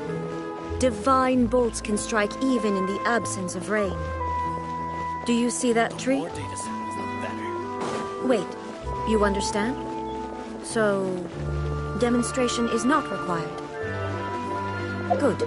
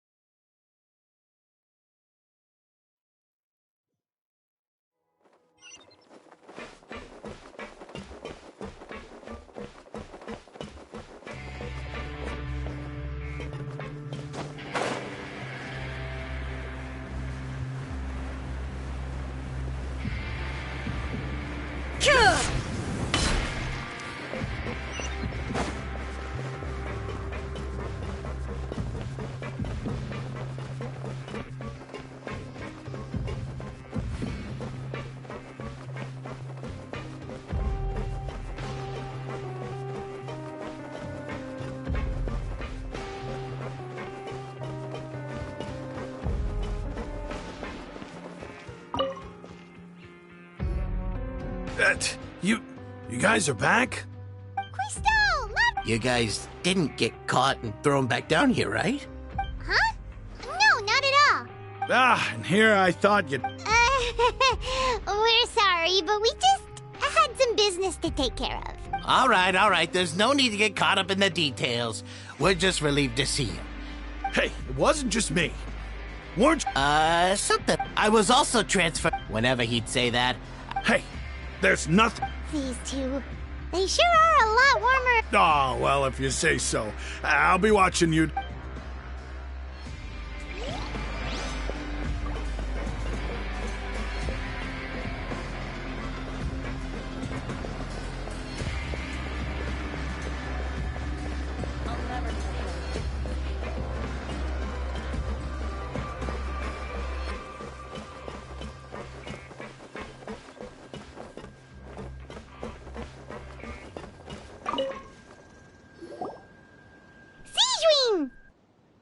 Traveler, Paimon, are you still doing all right?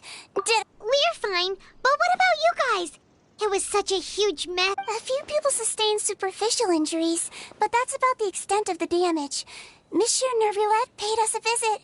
It was all thanks to him that we managed to suppress the crisis for the time being. Of course, we must also thank you for the help you provided. How did Nervulette know that he was needed here? Well, Monsieur Nervulette has strong resonance with the hydro element. When the water level rises, he can feel the waves produced. I ran into the bombshell bros while bandaging the injuries of the wounded.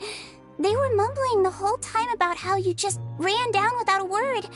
I'm so relieved to see that you're both all right. If you're not too pressed for time, please stay with us a few more days. Just let me know if you get a craving for any particular dish, so I can have Mr. Walsey get your meals prepared. I'd like to take observing your facial muscles as well. Your happy smiles are quite contagious, you know. They're so memorable, and I've missed them immensely while you were gone.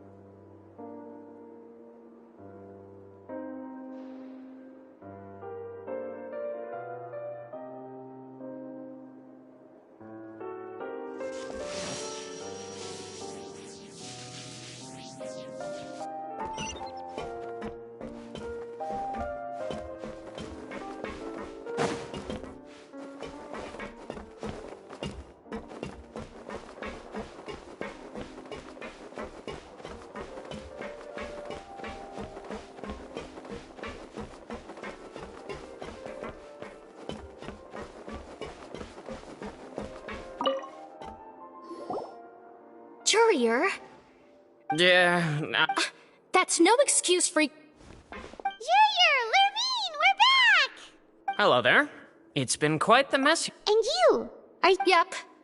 That is still top secret, though. It can be a bit annoying when they're... I mean, the infirm... Oh, yeah? Then what? You two really are just using... Not at all!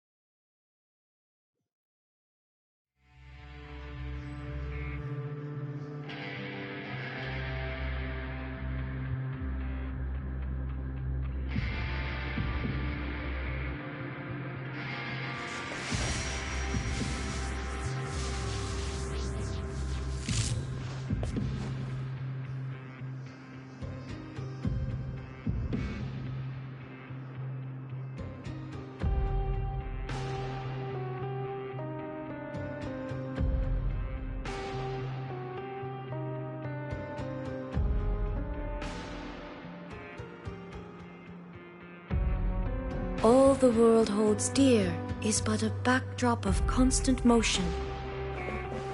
I stand before it, alone and unchanging.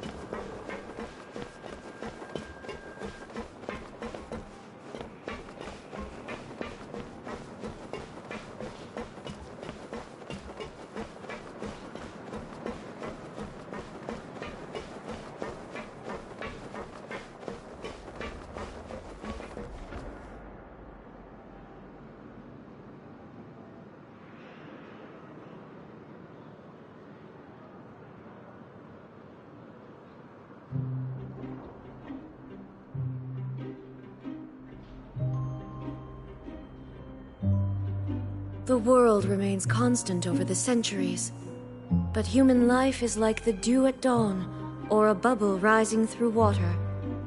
Transitory.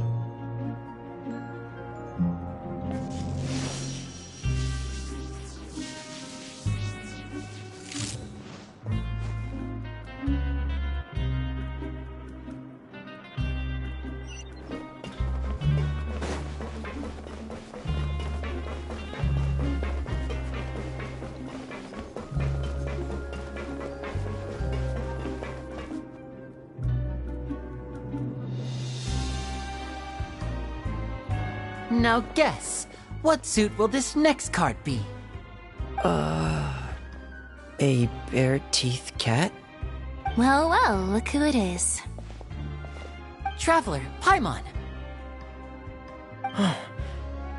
Hello, everyone. Looks like you're recovering nicely, Fremine. Mm-hmm. Thanks to everyone's support. Oh, right. I managed to work up the courage to thank Miss Clorand in person. Whoa, how did she react? She told me that it was nothing. It was as if saving a life wasn't a big deal to her at all. She also told me not to worry about it. She didn't want to stress you out, that's all. She's right, and it's best not to dwell on it.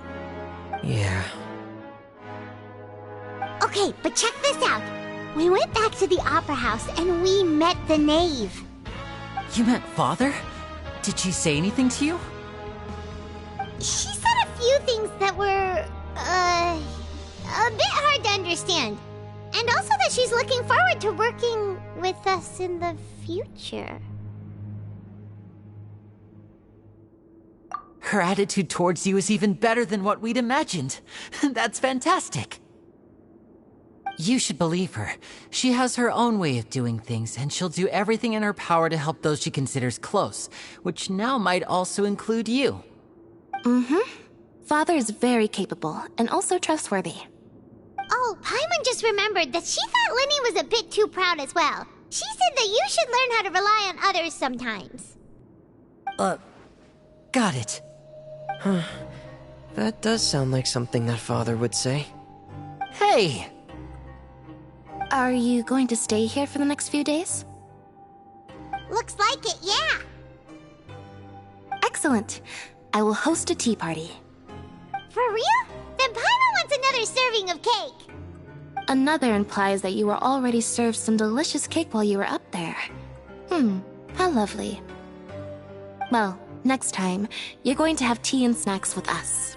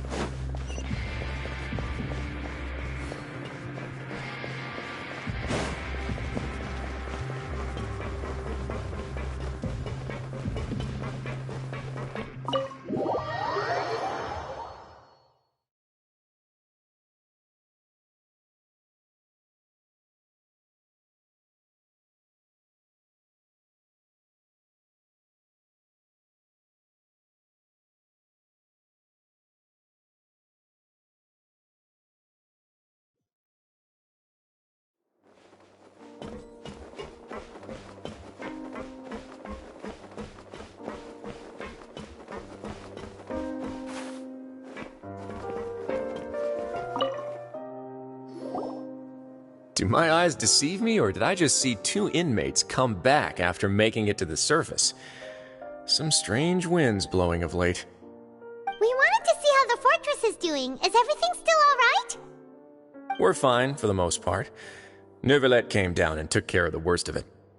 If that's the case, why don't you just ask him to stay here? Oh, yeah, what a brilliant plan. Let's go convince the Eudex himself to exchange the Courts of Fontaine for a puddle of water in the middle of nowhere. He came here in a hurry and left without even stopping for a cup of tea. He did remember to take Miss Sigewinne's gift with him, though. He sure sounds super busy. Miss Clorinde has left as well. She also took her gift from Miss Sigewinne. Were the gifts milkshakes? Nervalette got the milkshake. Clorinde received lipstick instead. Those aren't even remotely alike. Well, it's Nervalette's own fault for making Sigewinne worried about his health by working so much. But besides that, our head nurse is still pretty fond of picking out beauty products for the ladies. Oh, and I have some gifts here for you as well. Are these from Sigewinne too? Nope, they're from yours truly. You've already wrapped up your work at the fortress, so you can return to the surface at any time. You haven't yet served your full prison term, however, so you may continue to use your cell until your term is up. For real? Then we could stay here for a really long time? You may access the cafeteria for free. Just remember to come complete your paperwork once it's time for your release.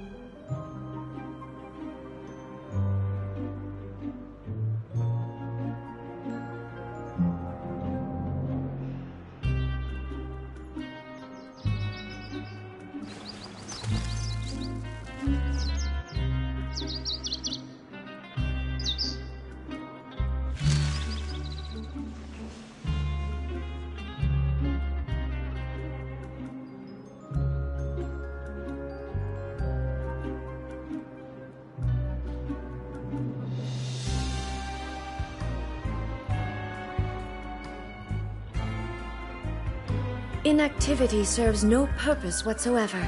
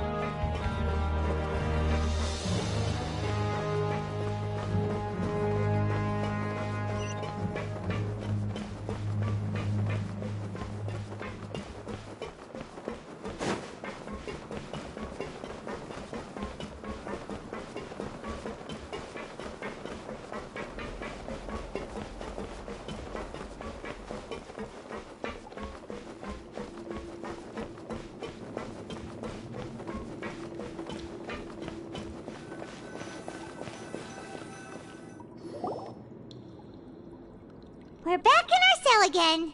We're no longer being free. Huh? How did you know? Hey, that's not true. It's like we've now got. There are so many bad things in the world. You're counting Paimon today? Then let's ask Catherine to give Paimon an adventurer handbook as well.